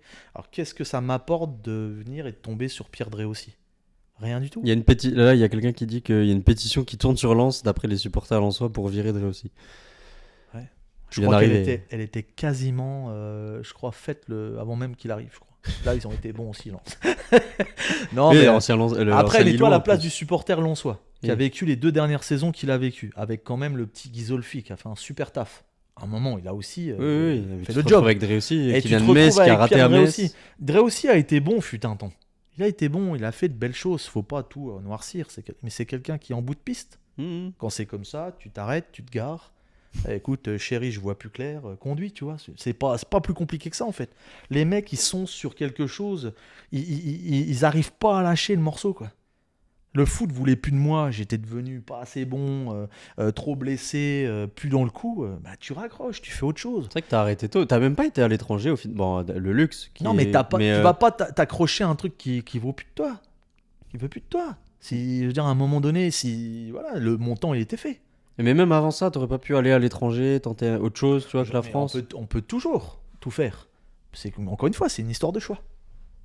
Parce qu'au final, t'as l'équipe de France Espoir, à Metz, t'as Dortmund qui vient te chercher. L'équipe de France Espoir, j'avais 19 ans. Oui, mais j'ai arrêté à 31, j'ai quand même fait 12 ans de carrière. Derrière, tu fais Angers. Est-ce que t'aurais pas pu, par exemple, rester en Ligue 1, tu vois, après, non, oui, t'étais descendu avec Metz, donc t'avais aussi peut-être cette étiquette de... Non, à Metz, on m'a viré. J'aurais jamais bougé, moi. Oui, Pouliquin, il m'a dit, écoute, j'étais avec ma trousse de toilette, tout content de reprendre, et qui me dit, oui, je l'ai lu, ça y est, ça me revient.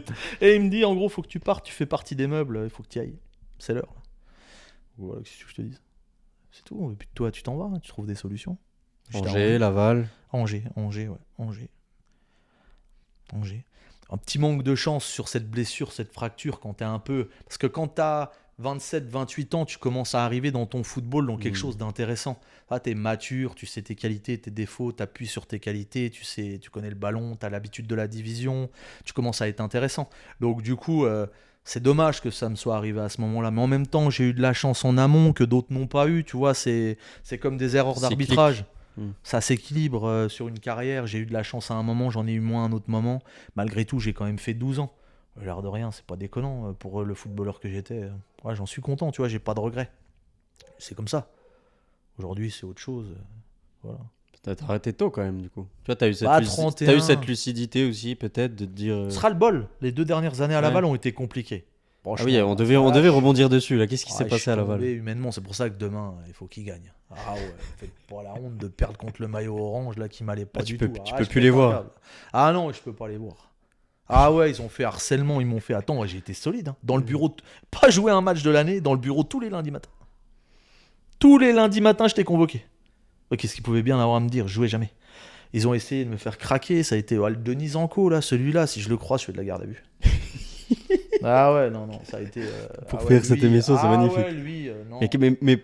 Jusqu'à le dernier entraînement, regarde, je te prends ces mots. C'est véridique. Après, ils reviennent te chercher. T'es au Fola, t'es au Luxembourg. Non, c'est Philippe qui vient me chercher. Ah oui. Philippe revient me chercher. Il me met numéro 10, il me met 9,5 derrière l'attaquant. Je fais une prépa de fou. Et on joue Metz en première journée de championnat, Metz-Laval. Et je me claque l'ischio le jeudi. Parce que j'étais devenu, à la suite de ma pubalgie, fragile musculairement. Donc j'avais pas mal de blessures. Et du coup, 6 matchs, 6 défaites, dégagé. Président dégagé. Et dégagé, le coach adjoint prend la place. Sachant que j'avais dit 3 semaines avant à Philippe, avec lui à côté, que l'adjoint était en train de vouloir lui prendre sa place, droit dans les yeux à Denis Anco, et que en plus Philippe est en train de mourir, mais pas avec ses idées. Il lui avait changé de système alors que Philippe était sur le 4-4-2, il n'en démordait pas, etc., etc. Et du coup, Denis Anco, quand il a pris l'équipe, il s'est mis en face de moi avec un petit sourire en train de me dire, toi mon coco, on va s'éclater cette année. Et ça a duré 2 ans, j'avais 2 ans de contrat. Donc du coup, à la fin de la 2e année, je te mens pas, c'est véridique, il me prend, dernier entraînement, le lendemain il restait un match avec la réserve et le dernier match des pros.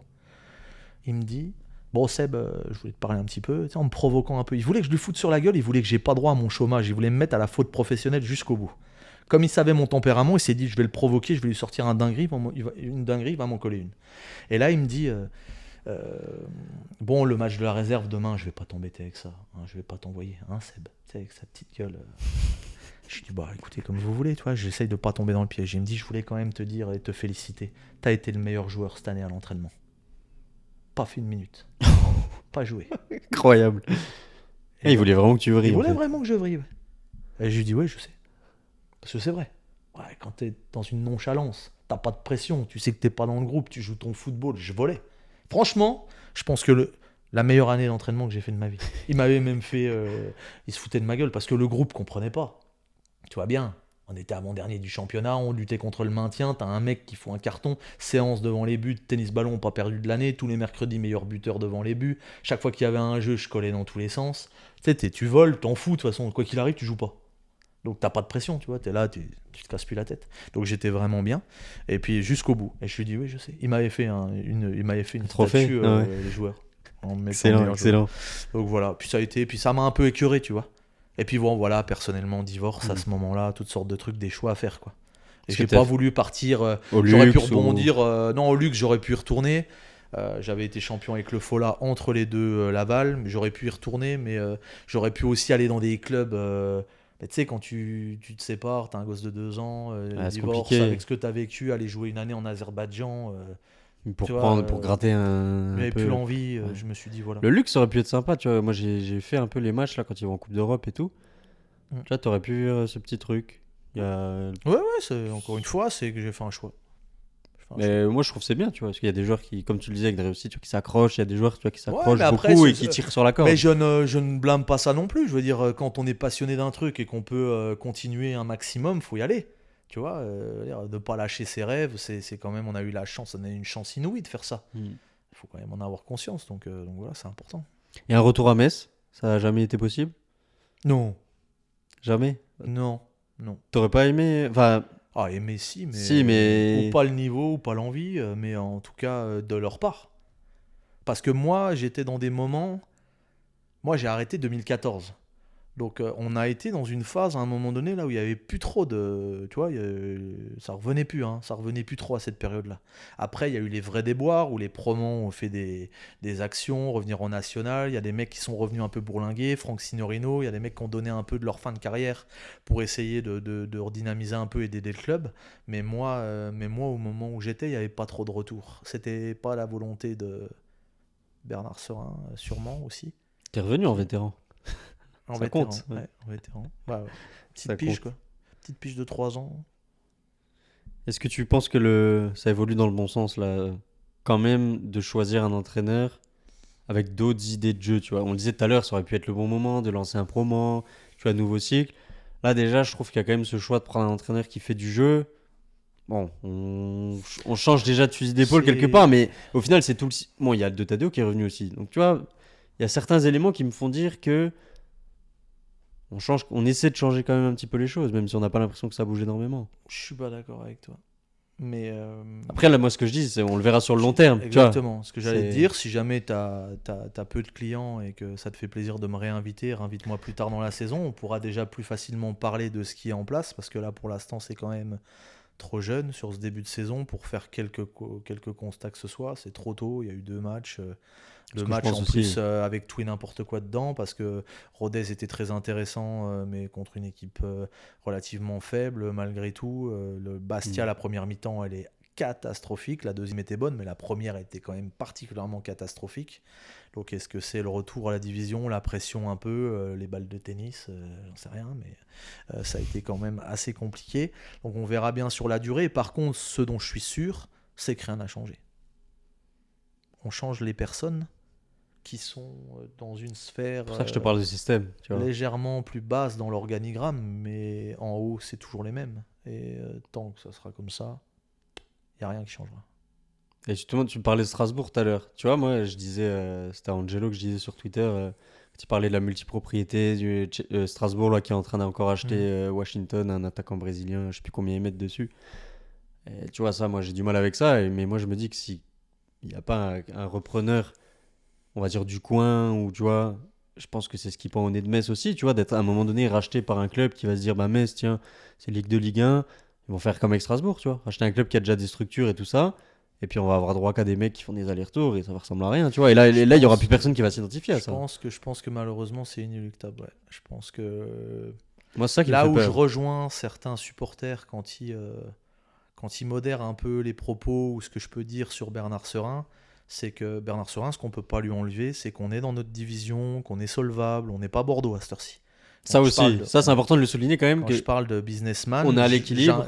J'intègre tout ça aussi. Parce que moi je me dis, putain, quand même, si on n'était pas à l'équilibre, on serait comme Bordeaux, on serait dans la charrette. Quand je critique, je ne parle que du football que je visualise, qui l'année dernière a été une purge absolue de la part de Laszlo Bologna et ses joueurs.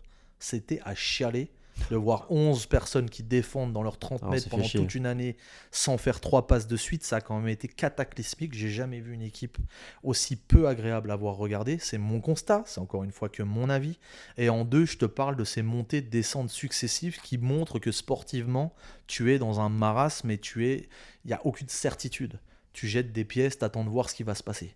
Et l'année où ça foire vraiment, ça va jusqu'au national. Quand ça veut vraiment pas aller comme ça va. Et encore, c'est remonté directement, heureusement d'ailleurs, parce que là tu peux t'enliser dans un truc où tu c'est quand même notre réalité. Aujourd'hui, c'est celle-ci sportivement. Par contre, on est en Ligue 1, on a un stade, on paye, on a la DNCG, on n'a pas 18 rendez-vous à chier dans le froc jusqu'au 18 août pour savoir si on va avoir le droit de jouer ou pas. Ah mais tu vois, donc, regarde, ça rejoint ce que dit Gino Billy, ça sert à quoi de juste exister, enfin de vendre, tu vois, mais on est à l'équilibre, mais pendant 25 ans, on fait rien. Et ce qui est vrai, tu vois, ce que tu disais tout à l'heure, on fait des ventes, mais on réinvestit pas dans le sportif pour, tu vois, l'année où on fait 10e, bon, c'est l'année Covid et tout.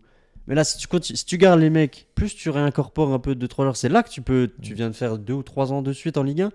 Tu vois, c'est là qu'on a manqué le coche, moi, je pense aussi. En fait, si tu veux, le fonctionnement du club, pour moi, leur erreur, c'est qu'ils ont tout.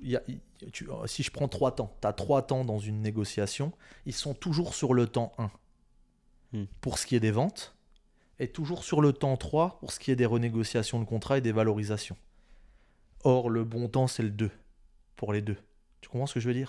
Si je te prends 3 années de contrat, ou je te prends un truc, la personne, elle fait sa première année, elle est bonne. Elle fait sa seconde, elle est bonne.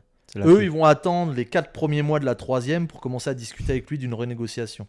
C'est trop tard, puisque un mois et demi après, il est libre de signer où il veut. C'est trop tard. Tu as perdu le joueur. Delaine, Beria, tous ceux que tu peux connaître. Tous ceux que tu peux récemment, Endoram, voilà, partie libre. Voilà, partie libre. Et peut-être qu'il a signé depuis 5 mois que tu n'es pas au courant. Donc là, 3, dans les renégociations, c'est mauvais. Et dans la vente, je pars encore du même principe que c'est l'année 2 qui est intéressante. Je te parle pas d'année là dans la pente, je te parle de Miko Tadze. Il sort de la saison de Ligue 2 que tu fais. Tu le gardes. Tu le mets en Ligue 1. Tu le vends 30 à 35 millions. Tu fais le même oseille, sauf que tu t'es peut-être maintenu. Parce que tu l'as eu les 6 premiers mois, que tu l'as pas eu cette fois-là. Parce que c'est un miracle qu'on l'ait récupéré. C'est ce il que je est dis. retourné sur la pelouse par un espèce de concours, un algorithme fou. Parce qu'il avait joué dans les deux, il avait joué dans 2 clubs, c'était fini. Voilà, c'est un coup de cul qui est absolument monstre, parce que même si Georges adore le club, s'il avait eu n'importe quelle autre option que d'arriver à Metz avec Laszlo Bologna en janvier, il l'aurait prise, je pense. Je pense aussi. Donc aujourd'hui, il faut quand même être clair. Et encore, il s'en est bien sorti, parce qu'il a quand même mis ses buts. Que Mikotadze est arrivé, c'est un coup de génie de Dre aussi et de la direction, c'est qu'il n'y avait que là qu'il pouvait jouer parce qu'il n'avait pas une minute de jeu en Hollande. Donc voilà dans l'idée. Mais par contre, tu le vends 35 millions, mais sportivement, tu t'es donné une vraie chance d'exister en Ligue 1 et peut-être de te maintenir. Et t'attires d'autres joueurs si tu dis Mikotadze, notre meilleur buteur l'année dernière, il reste. Exactement.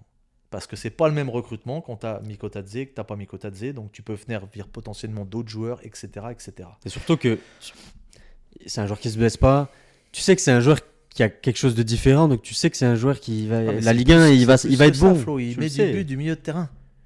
Il met des buts du milieu de terrain, il met des buts de la touche. Il a mis un lob à Mandanda contre Rennes de la touche ou contre Lyon, je sais plus quoi. Il a mis des passements de jambes, des sombreros, des pieds gauches, des pieds droits. Il avait la moitié d'une occasion et quand c'était pas, c'était poteau. C'est ça aussi, c'est qu'il a mis 14 buts avec ça. C'était extraordinaire ce qu'il y avait. Ça veut dire qu'aujourd'hui, et c'est pareil, j'en reviens à ça, tu parles d'un moment donné de compétences. Lille, phénomène. Euro, défenseur central. Metz, phénomène. Mikotadze. 18 millions à Lyon, 68 à Manchester. Différent, français, défenseur central, plus jeune. Pas de calculette. Lille. L'autre, il a brillé à l'Euro, on n'a parlé que de lui. Ils ont fini en 8ème avec la Géorgie. Meilleur buteur. Tu prêches à convaincre. Meilleur buteur à l'Euro jusqu'à la demi-finale parce qu'il avait le nombre de buts que tout le monde avait mis alors qu'il s'était arrêté 10 jours avant qu'il était en vacances. Tu me le valorises 18 millions alors que l'autre, il est 68 millions. Je veux bien, il y a 3 ans de différence. Ok, d'accord, je te serre la main, Flo. Mais non, Et il y a quand même, à un moment donné, il y a 50 000 euros de différence. Pour un défenseur central contre un mec qui a mis autant de buts qu'Mbappé quand il a joué au même niveau, au même moment. À Metz. Non, mais moi avec moi, des pour mecs moi, c'est mal qui lui vendu. donnent pas un ballon. Pour moi, ça c'est veut mal dire vendu. À un moment donné, si on se gargarise tous d'avoir pris 18 millions à Lyon pour Mikotadze, c'est pas un non, mais bon ça, transfert. tout le monde crie sur le montant. C'est un pas scandale. Un bon transfert. Après, je pense qu'ils ont respecté son choix quand il y a eu l'offre de Lyon. Lui, il a dit moi je veux aller à Lyon, par respect pour ce qu'il a fait. Je pense que c'est comme ça qu'ils sont arrangés. Puis il y a une histoire aussi de Lyon devait donner de l'argent frais, qui d'ailleurs n'a pas donné tout de suite. Bon, ça c'est encore un autre débat. Mais pour moi c'est très mal vendu. N'importe quel autre club, un attaquant comme ça qui on a vendu le même prix Lamine Camara, qui est fort. Hein. Oui, mais qui a pas fait la même saison. Non. Mais tu prends, je sais pas moi, qui va en faire une très belle. Rennes qui a un attaquant, je sais pas moi, tu prends encore Terrier, c'est pas le même âge, mais on va dire Rennes a un attaquant du même âge qui fait l'Euro, qui met 15 buts en Ligue 1, machin, il part à 45 millions en Angleterre. On est d'accord. Mais après c'est aussi l'image qu'on a auprès des autres clubs, tu vois. Les clubs quand ils voient Metz, eh ben ça vaut moins cher parce que c'est Metz, tu vois. C'est pareil, Lamine Camara, je pense qu'il joue à Lille. Il part à mais on a fait ça, si tu veux, aujourd'hui je te parle de Mikotadze parce que c'est ce qui est le plus frais dans la tête de tout le monde, mais on a fait ça depuis tout le temps. Miré, on l'a pas vendu au bon moment, Sané, on l'a pas vendu au bon moment. Nyang, on l'avait pour des clopinettes. On n'a pas voulu le payer, on nous a recruté un Sud-Coréen qui est arrivé là, avec sa Miss, parce que c'est mon époque, il était avec Miss Anne, avec sa Miss, je me rappelle, le maillot la Star Academy de la Corée, où il faisait comme ça. À table, il y en a un qui venait lui servir des carottes râpées. On était dans un truc qui puait l'alcool à 100 mètres. Il a pris le plus gros salaire du club à l'époque. Et nous, on avait Mamadou l'année d'avant. Mamadou qui prenait le ballon au milieu de terrain, qui allait le déposer dans le but en ayant dribblé toute l'équipe. À qui on n'a pas voulu donner 300 000 euros de transfert. Et on se tape ça l'année d'après. Et l'autre, tu le vois, Pagis, Nyang, Strasbourg. Ils nous en collent 3-0 là-bas dans le derby. L'année d'après, c'est les 2 attaquants de Marseille. Allez, on est plus con que les autres, nous, quoi. Il y a quand même à un moment donné, je veux dire, moi je veux bien, mais on peut entendre tout ce qu'on a à entendre, mais factuellement, je peux t'en parler, je peux t'en citer, on peut passer à minuit, on n'aura pas raccroché. Je dois aller à l'entraînement là, il va falloir raccrocher. Tu vois ce que je veux dire. Mais dans l'idée, on est dans un truc où. Et donc c'est pour ça. Pourquoi en fait ? Pourquoi on continue ? Parce que tout le monde qui a responsabilité, n'ose pas à un moment donné peut-être dire ce qu'il pense, pas forcément. Moi je dis ce que je pense, je dis pas que j'ai la vérité, mais peut-être que ceux qui sont à l'intérieur de ce club-là ont aussi des idées, des choses à défendre, et qui, pour leur petite place à la tête de l'association, à la tête de la directrice générale, et qui n'ont pas trop envie qu'on bouscule un peu les meubles en se disant « Mince, si je dis quelque chose à Bernard, qu'est-ce qui va m'arriver ?» Et du coup, on n'avance pas. Parce que tout le monde est sur sa petite paye, et vit sa petite vie, et puis attend que termine son contrat, et puis fait en sorte qu'il n'y ait pas trop de bruit, il n'y ait pas trop de mouvement, il n'y ait pas trop de gens comme moi mécontents, que ça fasse pas trop, tu vois. on éteint le feu, on fait en sorte et on vivote. Et moi, ma plus grosse peine aujourd'hui, je pense que quand je regarde le club, je ne suis pas catégorique sur le fait qu'il veut vraiment qu'on soit en Ligue 1. Si tu veux, je pense pas que ça soit intrinsèquement, purement leur objectif, leur envie. En fait, qu'on soit en Ligue 1 ou en Ligue 2, tant que la mécanique et que l'argent coule et que les choses se passent comme elles doivent se passer, c'est pas forcément problématique de jouer Rodez ou Monaco, on s'en fout. Est-ce que tu as autant d'argent qui coule quand tu es en Ligue 2? Tu n'as peut-être pas les mêmes partenaires. T'en dépenses moins. C'est vrai aussi. Donc voilà, aujourd'hui, tu es dans une situation où moi, c'est géré comme une entreprise, bien gérée pour une entreprise, c'est certain, au détriment potentiellement un peu de ses salariés, parce que malgré tout, les joueurs là-dessus empathisent de cette situation, parce qu'il ne faut pas voir la concurrence comme quelque chose de négatif. Quand on est joueur et qu'on est compétiteur, on aime avoir des partenaires de qualité, qui gagnent de l'argent, qui sont forts, qui t'amènent une plus-value. Et en deux, je pense aussi et c'est là où aujourd'hui, dans la position dans laquelle je suis et que je ne me retrouve pas, qu'on n'est pas considéré en tant que supporter. On est la vache à lait de ce club-là. Prenez les maillots, prenez les abonnements, on vous fait une belle tribune, on vous met des sièges, on vous met des saucisses, on vous met des trucs, venez. Par contre, à la veille du championnat, on est capable de t'enlever la moitié de la qualité de l'équipe juste pour dire d'arrondir les fins de mois et que nous, nos comptes, ils soient à jour. Et on vous emmerde du fait que vous ayez payé 500 balles d'abonnement avec Mikotadze. On vous enlève et on vous met l'audit été de la championship à la place. C'est pas respectueux. Non, mais c'est pas respectueux, Flo.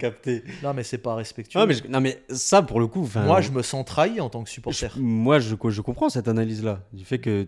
Moi, je paye comme tout le monde parce que je sais qu'il y en a un ou deux qui ont réagi en disant il veut des places à vie. C'est pas ça, j'ai décrit un système. Un ancien du club a une place. C'est comme ça. Bon, moi qui l'ai inventé, c'est le club. C'est partout comme ça. C'est comme ça. Donc, du coup, que moi, j'ai pas accès à ces tickets sur la fin de l'année ou que ça soit très difficile à avoir parce qu'il a fallu que je fasse des magouilles et que je fasse travailler 2-3 personnes qui m'en ramènent une parce que finalement, à me le donner à mon nom propre, c'était difficile. Je dis juste que par rapport à un autre ancien, je suis pas logé à la même enseigne. Pourquoi ? J'imagine que c'est pas parce que j'ai 15 kilos de trop et que je suis un peu rouquin, c'est sûrement parce que j'ai dit 2-3 trucs qui ont chatouillé. C'est tout ce que je dis. J'en déduis ça me paraît évident. Pas le droit de porter le maillot aujourd'hui, ça laisse quand même... c'est aussi un message envoyé. T'as Borbiconi aujourd'hui dans la presse, t'as Signorino, t'as Bernard Zégnier. Bah te trompe pas mon bébé. Hein. Parce que si au Gralimal tu foires, toi aussi ils vont te couper la tête. Hein. Te coupent les piquets. Hein. C'est fini. Les gens, ils se prennent plus la tête, en fait. Quand tu as des agissements comme ça aussi, ça montre l'exemple. Donc, comme aujourd'hui, beaucoup de gens régissent par l'intérêt de ce que tu peux avoir dans une situation, ce qui n'est jamais mon cas. Parce que moi, quitter Moselle TV, ça m'a coûté. Hein. Payer pour parler du club que j'aime, payer pour aller voir le club que j'aime, de la publicité dans mon nouveau métier, l'immobilier, puisque ça me donne un rayonnement, et de la publicité gratuite, vraiment, parce qu'on parle même de marché à l'immobilier à l'intérieur du truc. Couper en une seconde, quand j'ai trouvé que c'était plus à l'endroit et comme ça devait être, dans le bureau de Jérôme Bergerot, en lui expliquant que je m'en allais. Il n'y a pas eu de discussion de ci, de ça. J'ai 3 raisons. Lassitude de parler mal de mon club que j'aime parce que c'est redondant et à force fatigant. En 2, on m'a censuré, on m'a coupé, alors que c'était le deal de départ. La seule chose que j'avais demandé, c'est qu'en gros, on me dise jamais ce que j'ai à dire. Et en 3, ça je l'énumérerai pas parce que c'est un peu plus personnel et j'ai pas envie que ça mette qui que ce soit en porte-à-faux. Mais dans l'idée, ça ne me convenait pas. Mais par contre, si beaucoup étaient dans une spirale comme celle-ci, on ferait avancer les choses. Parce que quand t'as pas peur de perdre ce que tu as pour affirmer certaines idées ou défendre certaines convictions, tu te retrouves dans une situation où tu peux faire évoluer une situation. Si tu es tout le temps en train de dire à celui qui a à la tête de tout ça que c'est bien, que c'est le plus beau, que c'est le meilleur, c'est comme l'éducation d'un enfant. Si tu le valorises tout le temps sans jamais à un moment donné essayer de le tirer vers le haut par une critique constructive, etc., tu vas en faire un enfant gâté qui va arriver dans la vie, se retrouver face à des complexités énormes parce qu'il va tomber de sa chaise, ça sera plus du tout le même monde. C'est la même chose. Là, si tu veux progresser à Metz, il faut être capable d'entendre quand certains te disent des choses qui sont pas trop bêtes. Pas forcément faire tout en fonction de ça, mais l'écouter et puis construire quelque chose. Et encore une fois, je le répète, ce que j'ai pu dire l'année dernière dans les critiques, j'ai aussi été très positif sur le club quand il a fallu, je pense l'avoir été, vraiment, sincèrement, et les critiques que j'ai, au final, il a quand même été dans mon sens. Il a changé de coach, il a changé de directeur sportif. Donc, c'est bien la preuve qu'au fond de lui, il se dit pas que je dis que des conneries. Parce que il a quand même certaines choses que j'ai pu énumérer et qui sont partagées par beaucoup, ont quand même été réalisées de sa part. Pour finir, je te laisse donner un petit prono pour demain. Ah bon, il faut que Metz gagne. Ouais. 2-0, 3-0. Ah oui, plus que ça même. Un petit set de tennis, ça serait cool. 5 ou 6, là, ça serait bien. Non, je plaisante, mais une victoire de Metz. Ouais. De toute façon, on est au-dessus. Et puis voilà, on va le démontrer sur le terrain. Mais oui, j'aimerais bien qu'on gagne quand même. Ouais, ça serait voir des buts aller 3-0. Pas une cool après-midi, demain 14h30. Rendez-vous au stade. Et puis pour tous ceux que je croiserai, beaucoup d'amitié et puis beaucoup de courage pour cette saison qui sera encore longue. Et j'espère belle cette fois-ci avec une montée au bout. On verra le recrutement, on suivra le recrutement, parce que là c'est les dernières heures, on verra si d'ici à ce qu'on se quitte et que ça coupe ce soir, on verra s'il y a des joueurs qui arrivent. Quant à vous, merci beaucoup. Hein. Je vous lis encore là sur le chat, bon, on a un petit peu à court de temps, moi je dois y aller, puis il faut que je libère Seb aussi. Merci d'avoir participé en tout cas dans le chat, je vous lis aussi, on a essayé de prendre un peu tout ce que vous disiez, je pense que ça a été le cas, donc voilà, c'était cool de tester ce format-là, c'était cool d'avoir Seb depuis le temps. Et puis j'espère que ça vous a plu. J'ai vu quelqu'un qui a dit merci pour ce contenu, c'est top, cool Zer. Merci à toi. Je suis content si ça vous plaît. On en refera d'autres. Voilà, je vais pas vendre la mèche. Normalement, il y en a un de prévu lundi avec quelqu'un qui est un peu plus de l'ancienne génération, 84, tu vois, tout ça. Ouais. Voilà, je te dirai en off, comme ça je laisse un peu le suspense. Ouais, c'est bien. Bonne soirée également, Johnny John. Merci d'avoir été là. Bonne soirée à tous. N'oubliez pas de vous abonner, de mettre des pouces bleus, c'est important pour le référencement. Il y aura le replay sur YouTube. Venez soutenir la chaîne, vous abonner sur Twitch, sur YouTube. Et on se dit à très vite. Ciao, ciao. Ciao.